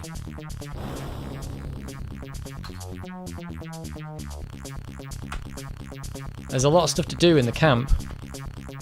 This is kind of stuff that would be much quicker in a modern RPG, isn't it, really? This in camping part. This is like the boring bits of these games. It's good and it's bad. It's like you're playing with your inventory. Yeah, let's go to the... is it vault? We will store money for you. We only accept money and lots of 100 steel. There is a processing fee. This is a bank. I've got 3,000 steel pieces.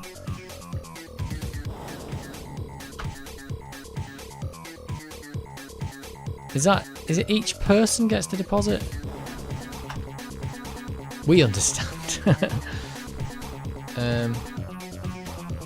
Is it each person is depositing or is it everyone? I haven't got any money, have I?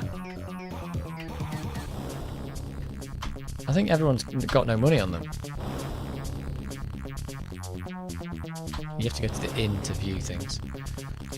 You need to pool first. It didn't give me the option to pool, did it? He's got... I think I put all the... Oh, he's got 451 steel. Okay. Is he the only one with any? View... He's got gems and jewellery. Gems and jewellery. Gems and jewellery. I have only got 400. Yeah, it's right. Gems and jewellery. He's got nothing. So he can't pay them any money. That's alright. That is alright. What does Amiga mean in English? Friend? I don't think it mean. I don't know. I thought it was female friend in Spanish or something, but I don't know. Commodore faced the problem with marketing the Amiga of still being seen as a company that made cheap computers like the C64. Yeah, that's true, and that's why they didn't put the Amiga branding on the CD TV, which I thought that's a really good idea, but it failed to sell, so they decided to put the Amiga branding on and stick a keyboard and a floppy drive in it, and it still failed to sell. So I get the idea. They wanted it to be like, this is a TV thing. It's like a smart TV. It's not an Amiga. They didn't want to attract the Amiga crowd. I thought that was a really good idea. It just didn't work. So what can we say? It just didn't work. Right. I think we're going to go to Jelek. And Jelek's just down here. You're near Jelek. Do you enter? Oh yeah. What's going to happen? Oh, look at this. Alright, hold it. We got to explain something. Okay, it's journal entry time. Alright, mate. We got to explain something.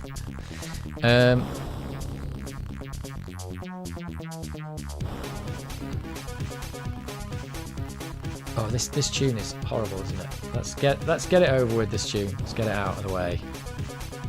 Fuel dump. What is this one? Oh, it's a banger.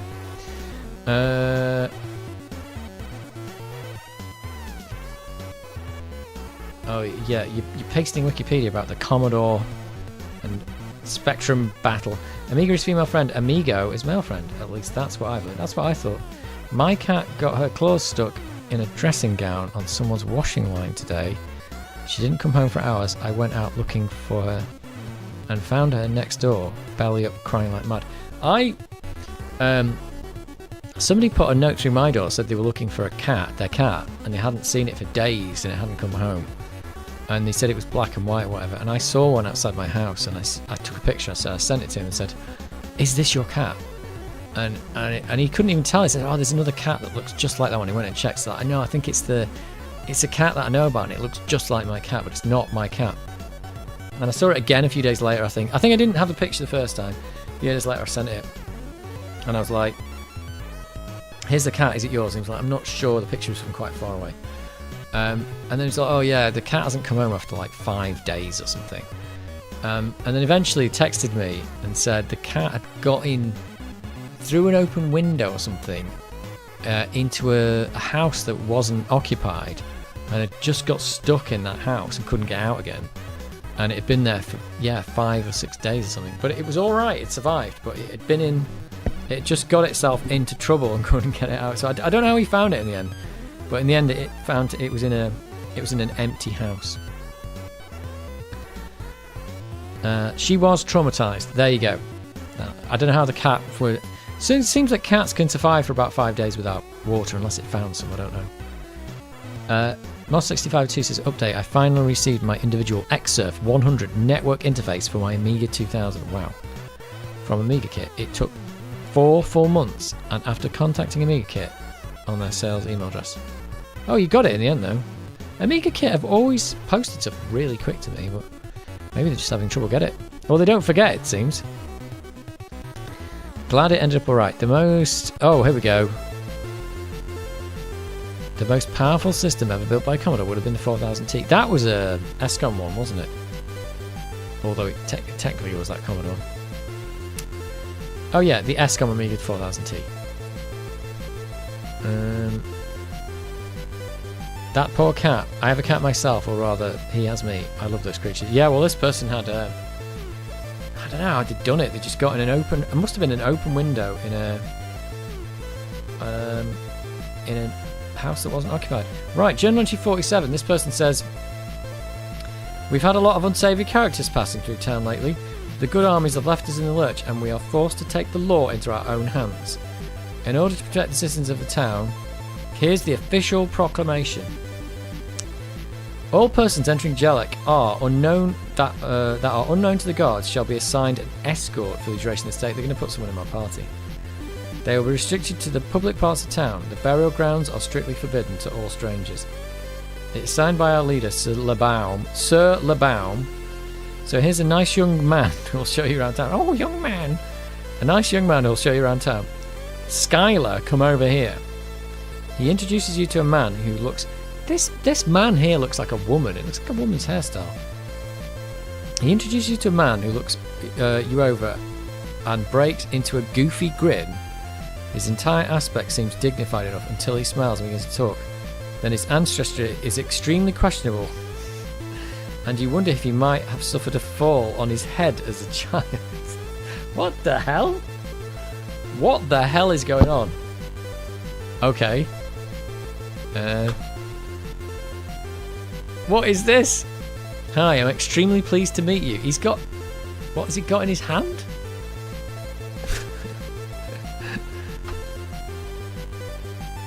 Is this Sky? There it is, Skylar. Skylar joins your party. Let me see, he says. I have a map here somewhere. Ah. This is where we should go. A friend of mine lives there. He rambles on for some time.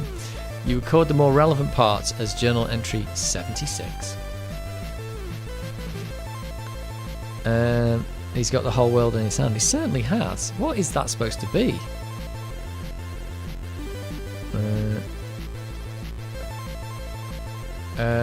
At least you found it, and that's what counts. Yep.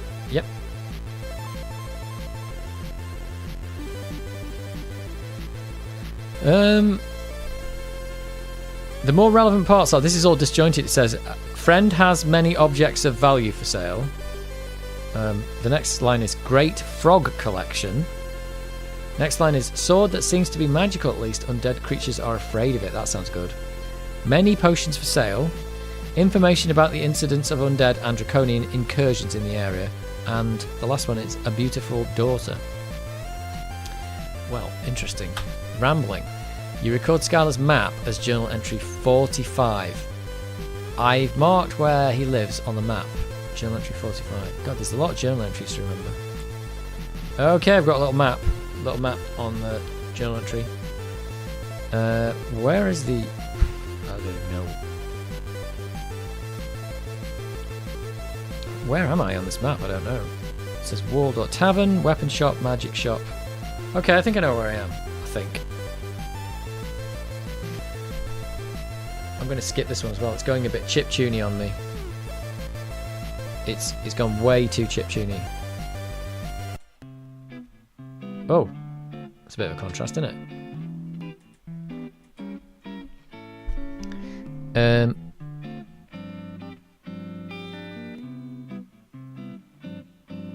Is a Commodore 64 worth anything today? Is this still copy and paste?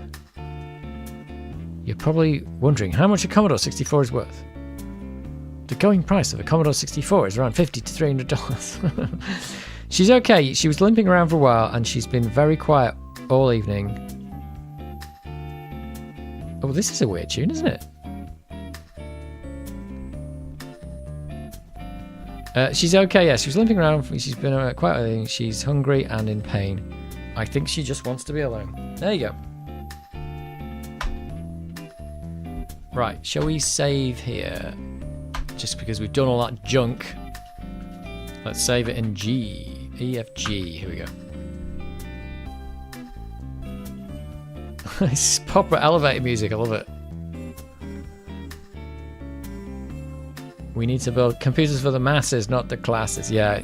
But did he drop that tagline when he went to Atari, Jack Tramiel? Or did he still say that when he was at Atari? There's an interview with him on Computer Chronicles.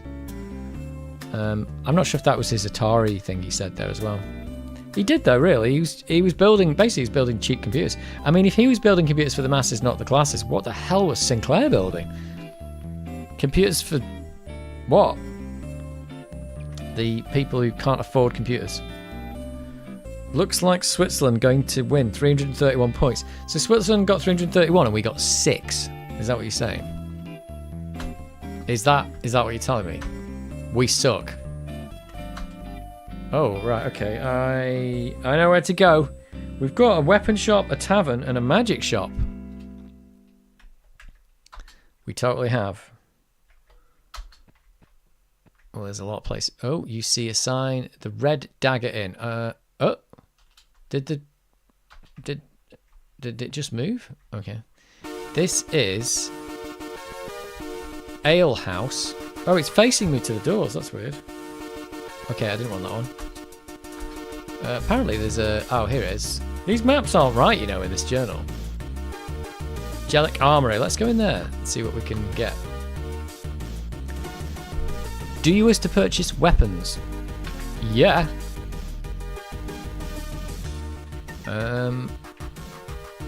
Let's buy something.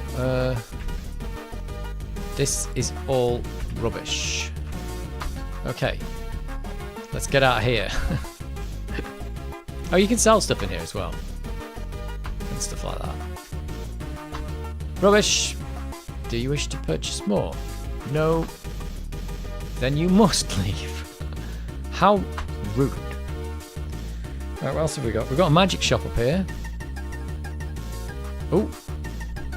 You see a shadowy figure slip through the crowd behind you. Really? This way.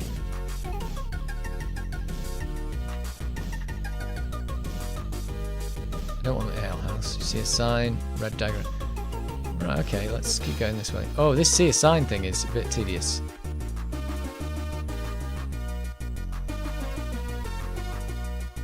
Skylar looks behind with intent expression on his face. Thought I saw something. Yes. Yes, maybe you did. Ah, okay, magic shop. Same person in the magic shop. Do you wish to buy? Hell yeah. What you got? Oh, look at the prices. I can't afford any of this. Yeah, I've got some scrolls, haven't I, and stuff. Oh, look at the prices. Maybe I can. I've got some jewellery. Potion of invisibility, potion of speed. Maybe I don't want any. Darts +1. I don't need any of this stuff. What's oh, magic user scroll of 3 spells. Maybe I should get one of those. Have I got a white or red magic user? What's Gary Barlow? He is a white magic user.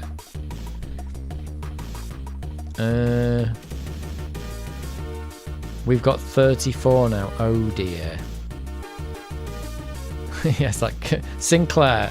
Computers for the working class. The Dutch got disqualified. Why did they get disqualified? Jack Tramiel was in a hole. He postponed payments to chip manufacturers, leaving them almost bankrupt. Then he bought the factories. Yeah, they had some weird practices. The Amiga 1200. Oh, Oh, we know about the Amiga 1200. Are you referring to MOS? Yes. Yeah, but they bought MOS. Why did they buy them? They bought them because they wanted to make calculators, was it? I think that's why they bought them. They wanted to make calculators cheaper, so he bought MOS to do it, I think. I think that's right.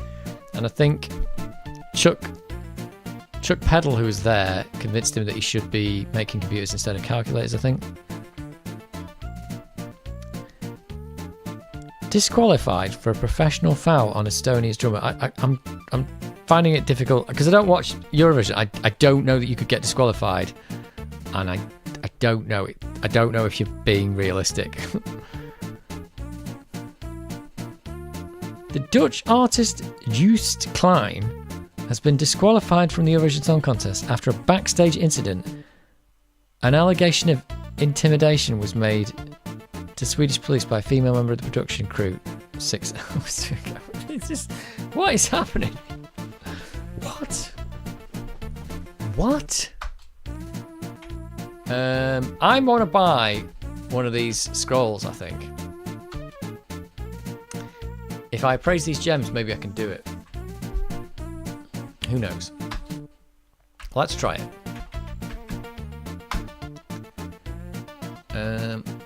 Let's appraise the jewellery. Oh my word, the jewellery's like worth loads. Oops.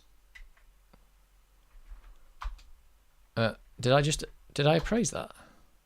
Did I accidentally appraise that and I didn't mean to? What just happened? I said keep and it's gone. Something weird just happened there.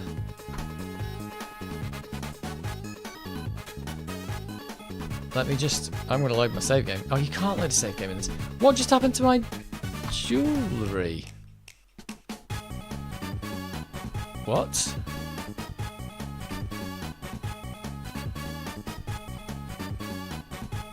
Where did the jewellery go?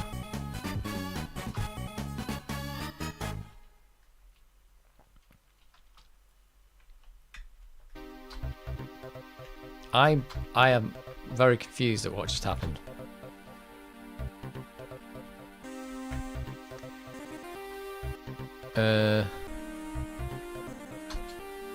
What just happened? I'm sure I said keep and it just deleted it. Is that what just happened? Let me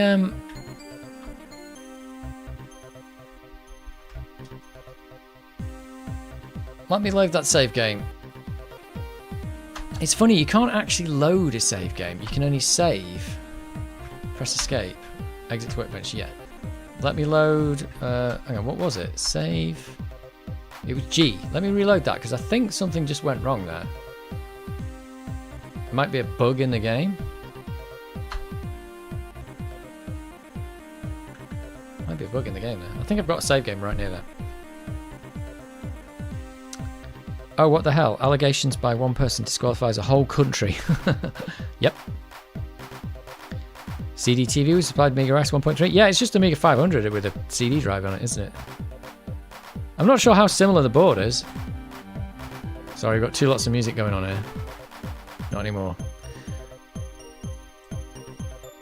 By 1994, Computer Gaming World described the CD TV as a fiasco for Commodore.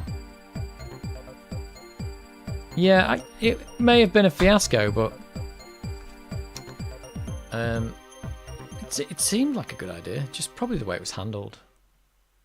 Oh, this is the same thing as last time. Once.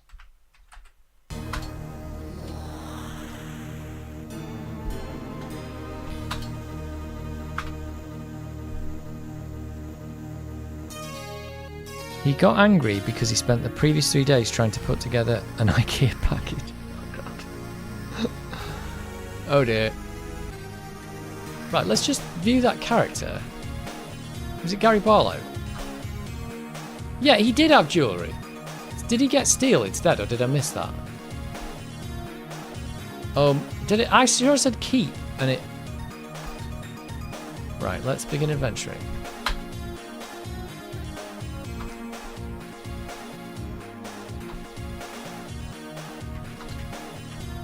Right, we're back here. Don't want to go in the ale house. Like armory, load of crap. Shadowy figure. I see a sign. Magic shop. Right, we want some magic. Welcome to my magic shop. Do you wish to buy? Yes. So I can appraise. Gary Barlow is the one who wants to buy. Appraise jewellery. It says sell or keep. When I said keep, it disappeared. So I'm going to sell it. The jewel is valued at... That's weird. It actually gave me less that time. Okay, let's buy. We're going to buy. Let's buy that. Okay. Let's see what we get. Where's it gone? What? What is happening here? Oh, the money's on the floor. That's what happened before. Take. I don't understand what's just happened here. Oh, he's overloaded. They didn't take all the money. Let's pool the money. Pool? Okay. Right, I've got enough money.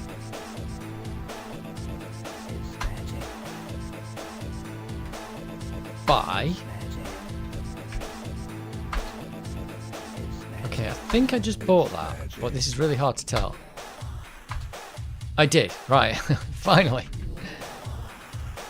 It's magic. 25,000 units CDTV. That's pretty rare now, isn't it? I have good memories regarding Workbench 1.3. It was not most stable OS, but I remember my 800 booting with the floppy hand. Yep. It was my first experience of a proper, like, real OS, I think. Israel is... UK finished with 46. Okay. Israel's leading. What a fix.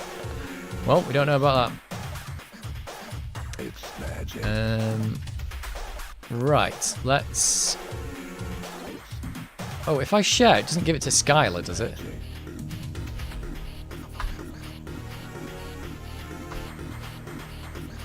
No. Why haven't you readied your broadsword? Who knows? Who could say? Right. Goodbye. Let's see if Sir Gary Barlow can scribe. Oh yeah, look at that. Oops, hang on. You already have the spell.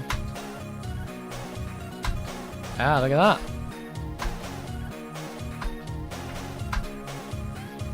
Do you have to rest us? Do you have to rest us? Oh, you do.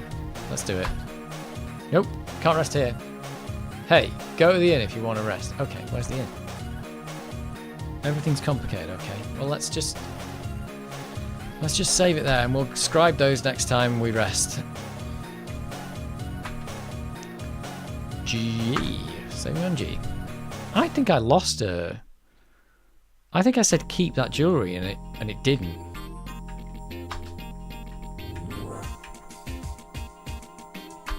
Oops. I didn't want to hit fix. Right. We are going... What's down there? Something. We're going to go to this place that this person recommends. So he looks behind with an intent expression on his face. Thought I saw something. Something going on here. Uh-oh. I'll be right back. Oh, this is dodgy. This is like dodgy as hell. This is super dodge. This is where I'm supposed to meet his mate. He's going to ambush me. Anybody predicting ambush here? Well, here we are. This is the place where my friend lives. Oh, this is ambush. Please, no more Eurovision. We're here for the game being played. Well, it's Eurovision, isn't it? Let's face it. Ambush. Anybody for ambush? Is that what? Can we have a prediction on what's going to happen when I go through this door? Attacked, ambushed by Skylar, or big load of reward and treasure? I don't know. What do you reckon? I'll wait for you to make your prediction. Predictions are... I'm going with ambush. I'm feeling the ambush.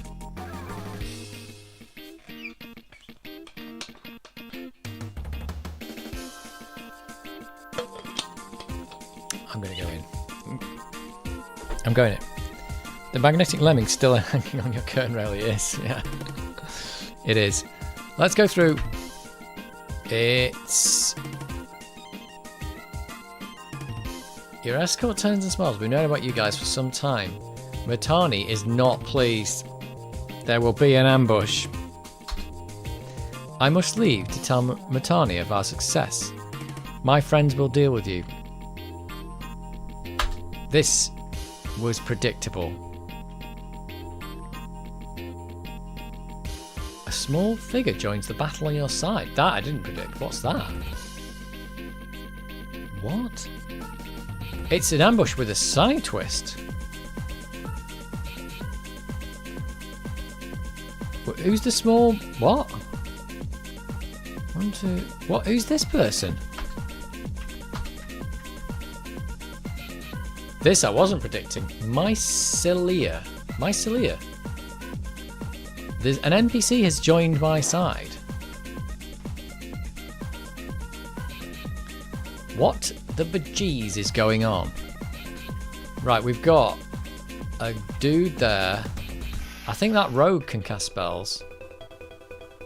We've got two dudes here as well. This is not good. Everything here is not good. Let's cast... I think he's got silence. Oh, look at all these spells I've got now. Silence. That's the one we want. This guy's got a sword versus reptiles. Whoa, he actually gave that guy a whack. Gave him a proper whack. I think this will stop this guy from casting and the guy standing next to him. Oh, I thought it sounds the guy standing next to him. What can this guy do? Oh, this wasn't actually my best magic user, but what can we do, eh?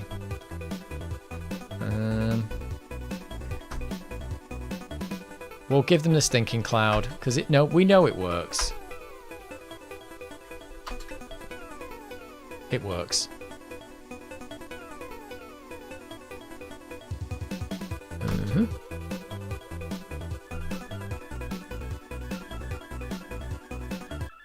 I have not got the best magic user in the world now. My other one, maybe I should get the other one out. I don't know.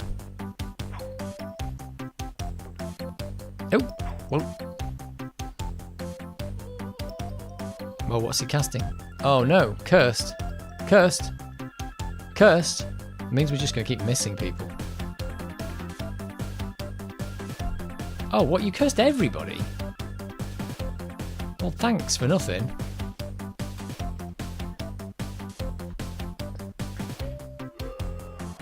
It's kind of a waste of a hit there, but whatever. I can't cast anything here.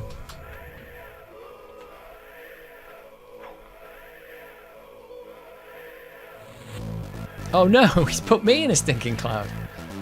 And his mate.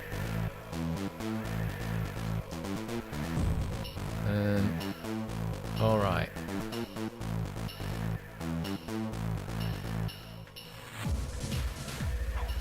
Missed.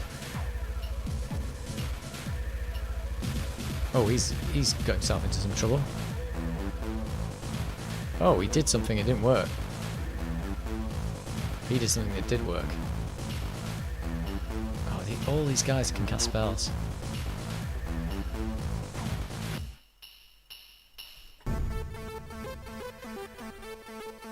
I should get out of the stinking cloud, maybe. I don't know. Right, let's do... I've got another silence 15 radius. I like this spell.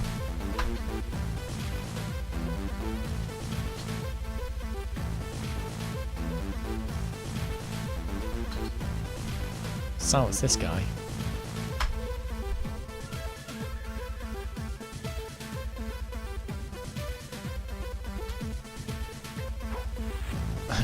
Everybody got cursed, so I think that it's harder for them to hit people.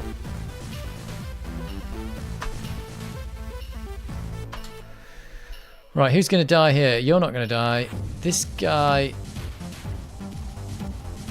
is not... I'll hit him to stop it. I think he's the one who could cast spells.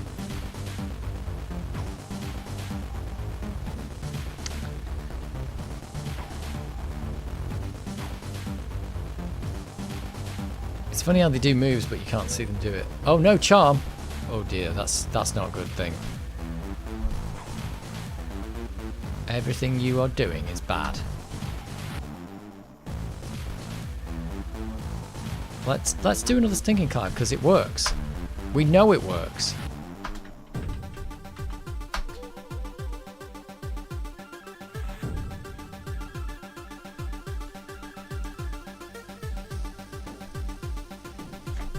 And this dude can hit him. There we go. Stop you from casting.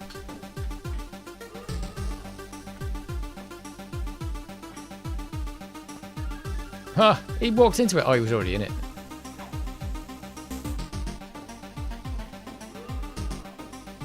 Right, we're getting through these dudes. We're whacking.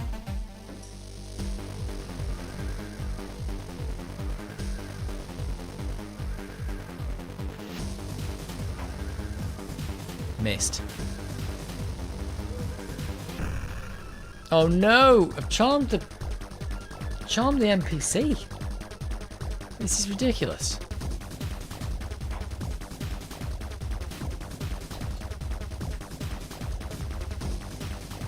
Right, what are we going to do now? This person's going to hit me.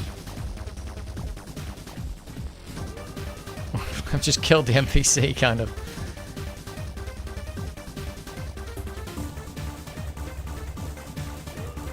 Oh, he was in it. He was kind of down. Right. I could use the lightning bolt, but here we are. He's helpless.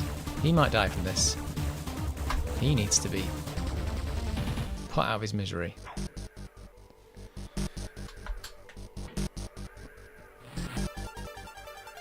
They're walking into the stinking clouds. Oh, he didn't know. He was clever.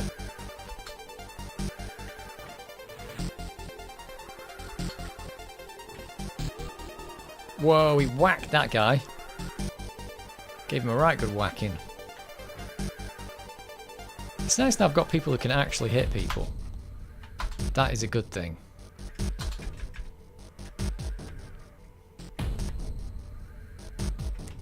This guy can be put out of his misery. Right, I'm catching up. Eurovision Song Contest 2024 goes to Switzerland. Well, most crazy Swiss. Don't you have a remove curse? I probably do, actually.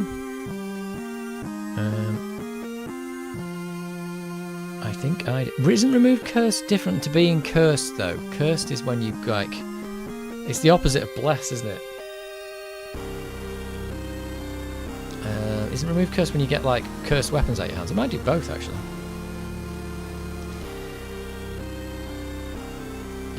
Dave, do you have a good alternative for original Nintendo Game Boy LED screen?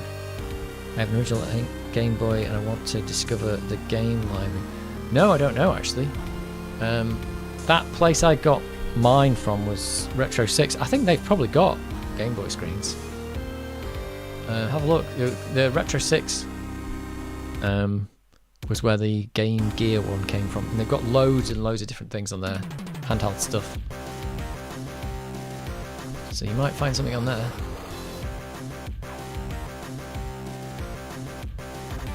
Yeah, do I have a remove curse? Yeah, remove curse. Does it actually say that I'm cursed if I view myself? I don't really say. I'll just muddle through because it doesn't seem to make much difference at the moment. Look at all this stuff I can cast. It's crazy. Oh, there's a crazy lot of music going on as well. Let's delay my move. Oh, that was delayed for a long time, wasn't it?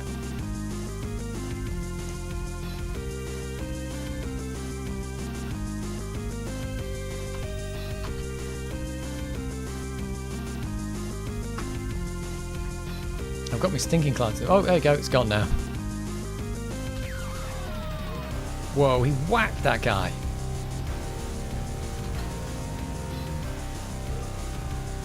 Absolutely whacked him. Right, I think we're alright now. Oh, how did he miss?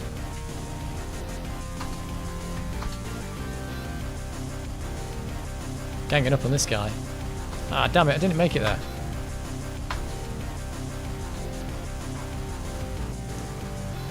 I surrendered. He had 1 health. The last guy surrendered with one health. Remove curse also works by being cursed by a spell. Okay, I don't think I need it now because it's alright. It's just making us miss more, isn't it? The dot matrix shaders in RetroArch with motion blur do a great job of replicating the look of Game Boy screens, but I expect you want real hardware. And not really. The horrible likeness of the Game Boy screen wasn't exactly great though, was it? Real hardware it is, yeah. But I don't know, it might be worth looking to see if they've got a replacement that works. I don't know, might look better than the original. Those Game Boys that I repaired, I just fixed the screens. They weren't mine anyway, so didn't want to spend too much on them. Right, 740 experience points. Crazy. Absolutely crazy. What have we... Oh my word, this is all junk though, isn't it?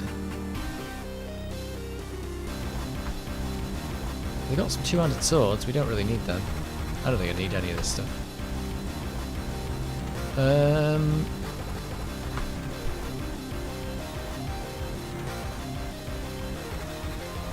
Nope. The thief gasps out the word rumour. She points to the north and collapses in the dirt. Gasps out the word rumour, points north. Okay. Well, let's save in H. Rumour north. That's all we know. Let's do a little bit more before we wrap it up for the night. It's nearly midnight.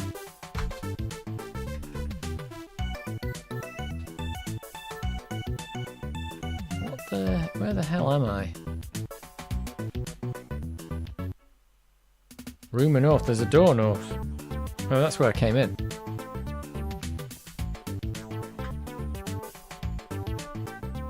There's nothing in here.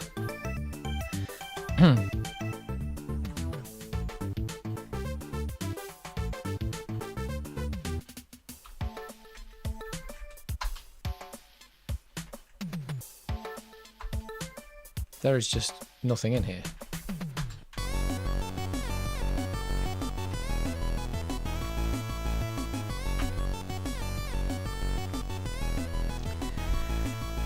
Oh, the burial glen. That's the burial glen there.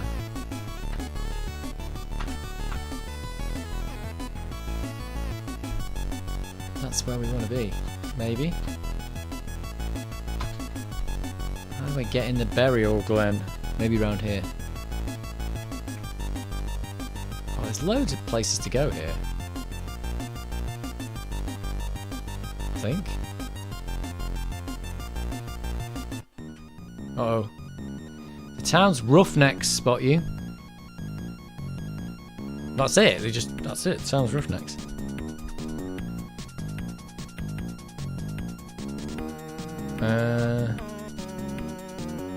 Shame, it looks good too. I even have a Game Boy bezel on the screen. Took a screenshot right there. You'd swear it was a real Game Boy. Or a bit of a video. Bouncy little tune. Yeah. Right, what? These are the roughnecks? Seriously?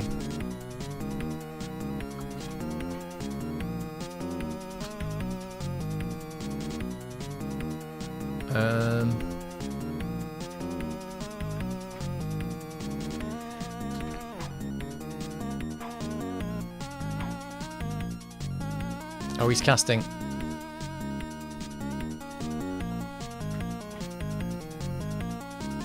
Right, this is where I really want to...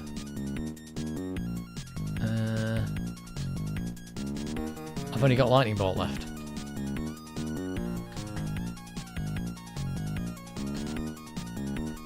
I'm going to hit my own guy with a lightning bolt.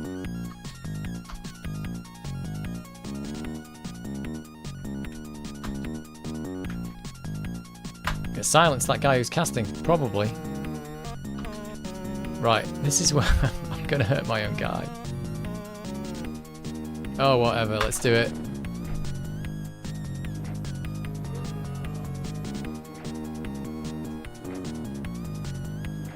Yep, sorry, Segul. Give you a bit of a whack there. Who's the guy who's casting up here? Him. You can stop that, mate. Stop it.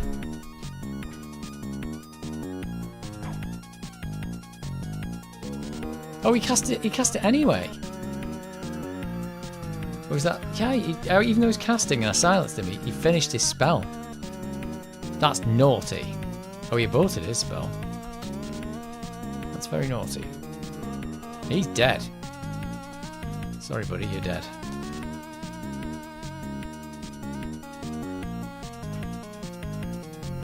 It's much better having people who can actually start to hit people now.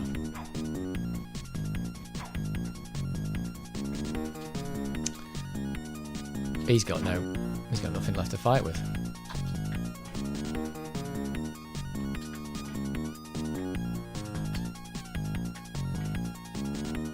Whoa, these guys got actually got a lot of health, haven't they? Uh-oh, spiritual hammer. Don't know what that does. Oh, he's dead. He dead. Gotta stop him from casting. Did it.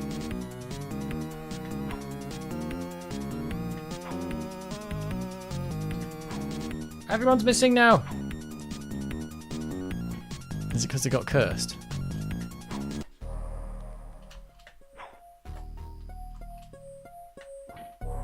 Oh, and this is June theme, isn't it? We always have this on. Get down. Stop missing. Stop missing.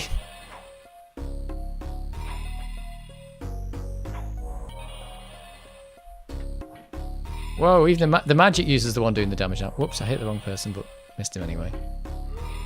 Dead. He's not dead. Blimey.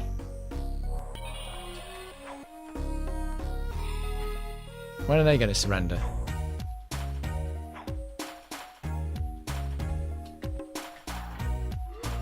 Dead. Dead.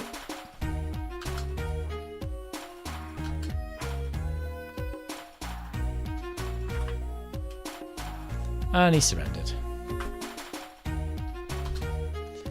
Oh, wow, that was a lot of experience.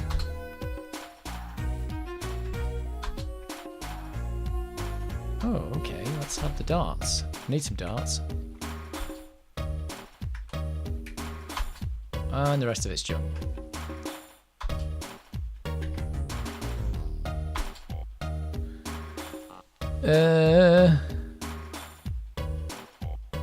Don't think I've seen this game in the outdoors before. Always some dark corridor. Makes a nice change, yeah. It's like daytime.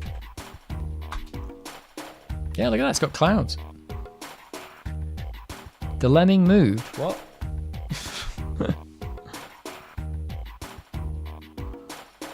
The guy with the yellow sword and the blue underpants cuts a very heroic figure.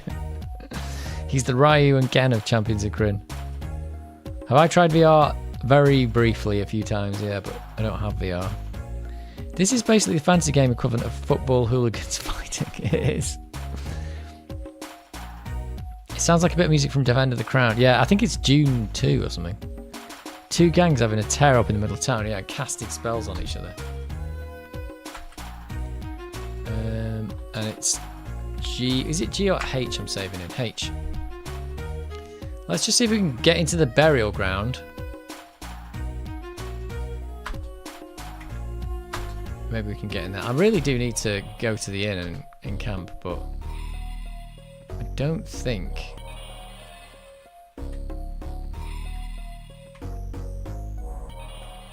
Yeah, let's go this way. Oh, there it is. Right, let's save here for next week.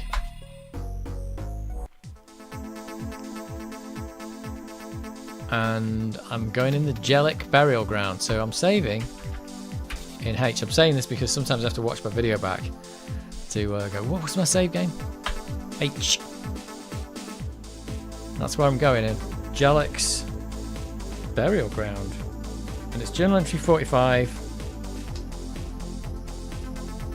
And they said Rumour North. That's all we know. Boom. Champions of Krynn. The game's getting better as it goes. It was a bit like there was a lot of trudging at the start, but the game's getting better now. That tomb thing was much more interesting. It was a much more interesting thing. So this is funny because we've got the real Amiga but with the fake music.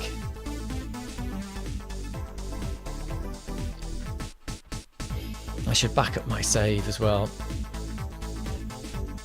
just in case it all goes really wrong. I bet if my save goes, I wouldn't continue the game, but it's a good game. There's a lot left to your imagination in this game. There's a lot of graphics just aren't shown, are they? Copy. You just have to imagine a lot of it. Sometimes you go, so you're in a room and there's a bookcase. And like, you don't see the bookcase. It's just like a text adventure. Oh yes, June. Yeah, I think it's June 2. Thank you again, Dave. I really like the stream. Please continue. I will continue for as long as it's possible. And this Amiga is much slower than the other. By that, this save game is massive. I'm not sure which.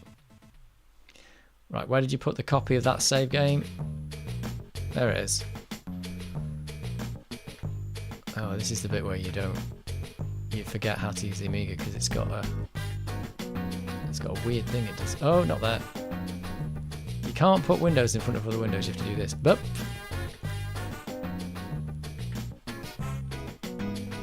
oh, it's hard work sometimes, the Amiga.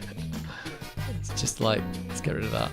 It's so much slower. There's like a little pause. Here we go. Is it Amiga art? Let's try that. Yeah, there we go. Don't know how much disk space I'm taking up with this. It is the 11th of the 5th, 2024.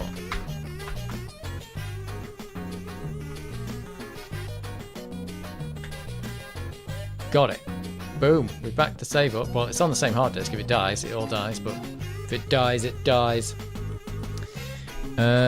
Leave graphics to Skyrim. Yeah, it is a bit like that. This is like, they were like that back in the day. These early RPGs, they're very much, it's just like one up from a text adventure almost. It's like, you just got to imagine a lot of it. It's very strange. And I know it's like, the walking around isn't that great to watch on stream, I know, because when I'm turning around, you can't really, because it's a full 90-degree turn and there's no like actual turn. It's quite hard to tell what I'm doing, I suppose. You have to look at the compass. At least it's not doing that thing like Eye of the Beholder does, where it just like flicks your compass around for no reason. That was stupid. You need an accelerator. Oh, it's actually the 12th now, if that matters. No, it doesn't really matter. But I get you. We're 5 minutes into the 12th. Yep. I get it. We are in. There we go. So that's another bit of Amiga-ing done. Another bit of Amiga-ing done. And 6, yeah. And we'll go back to Monkey Island next week. I've got to get the last piece of that map in Monkey Island. I don't remember exactly where we are. 7, yeah, I get it. It's changing, I get it. I don't know a second. Yeah, nice shirt. It is a good one. It's a bit Aurora Borealis, isn't it? My mum made these. She made all my shirts. Hi, Mum. Made all my shirts. Thank you very much. And I'll be wearing them for some time to come. Well, not. I will wash them and stuff, though. This was washed today. Yep. So, yeah, next week we've got to find that last piece of the map. I can't remember exactly what I've got to do to get the last piece of the map in Monkey Island 2, but always comes with the shirtage. Yep. And I do love these shirts. So, yeah. What have I got to do in Monkey Island now? The last piece of the map is... Remember the code. What's the code?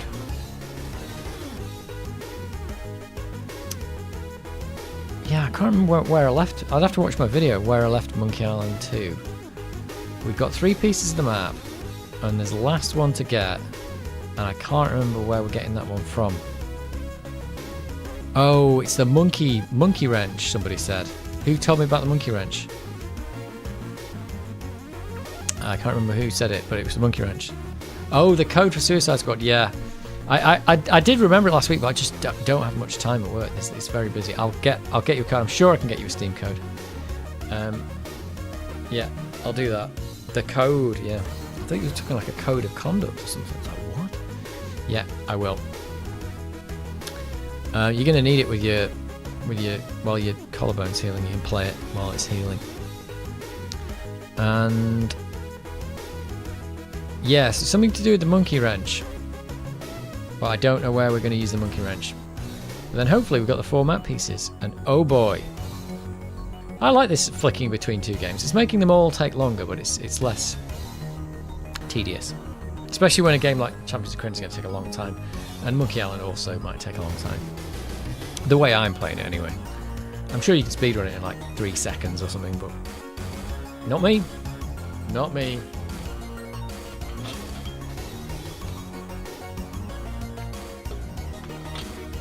Right, yeah, thanks Moss60about2, thanks everyone. I am going to end the stream, and I will catch you again next week. I'm going to have a quick look outside, see if there's any Aurora Borealis. Maybe there is, maybe there isn't, maybe I can't see it, but who knows.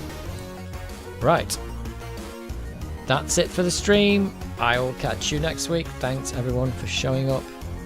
Thanks for the memories. Thanks for the memories. Right, see you next time.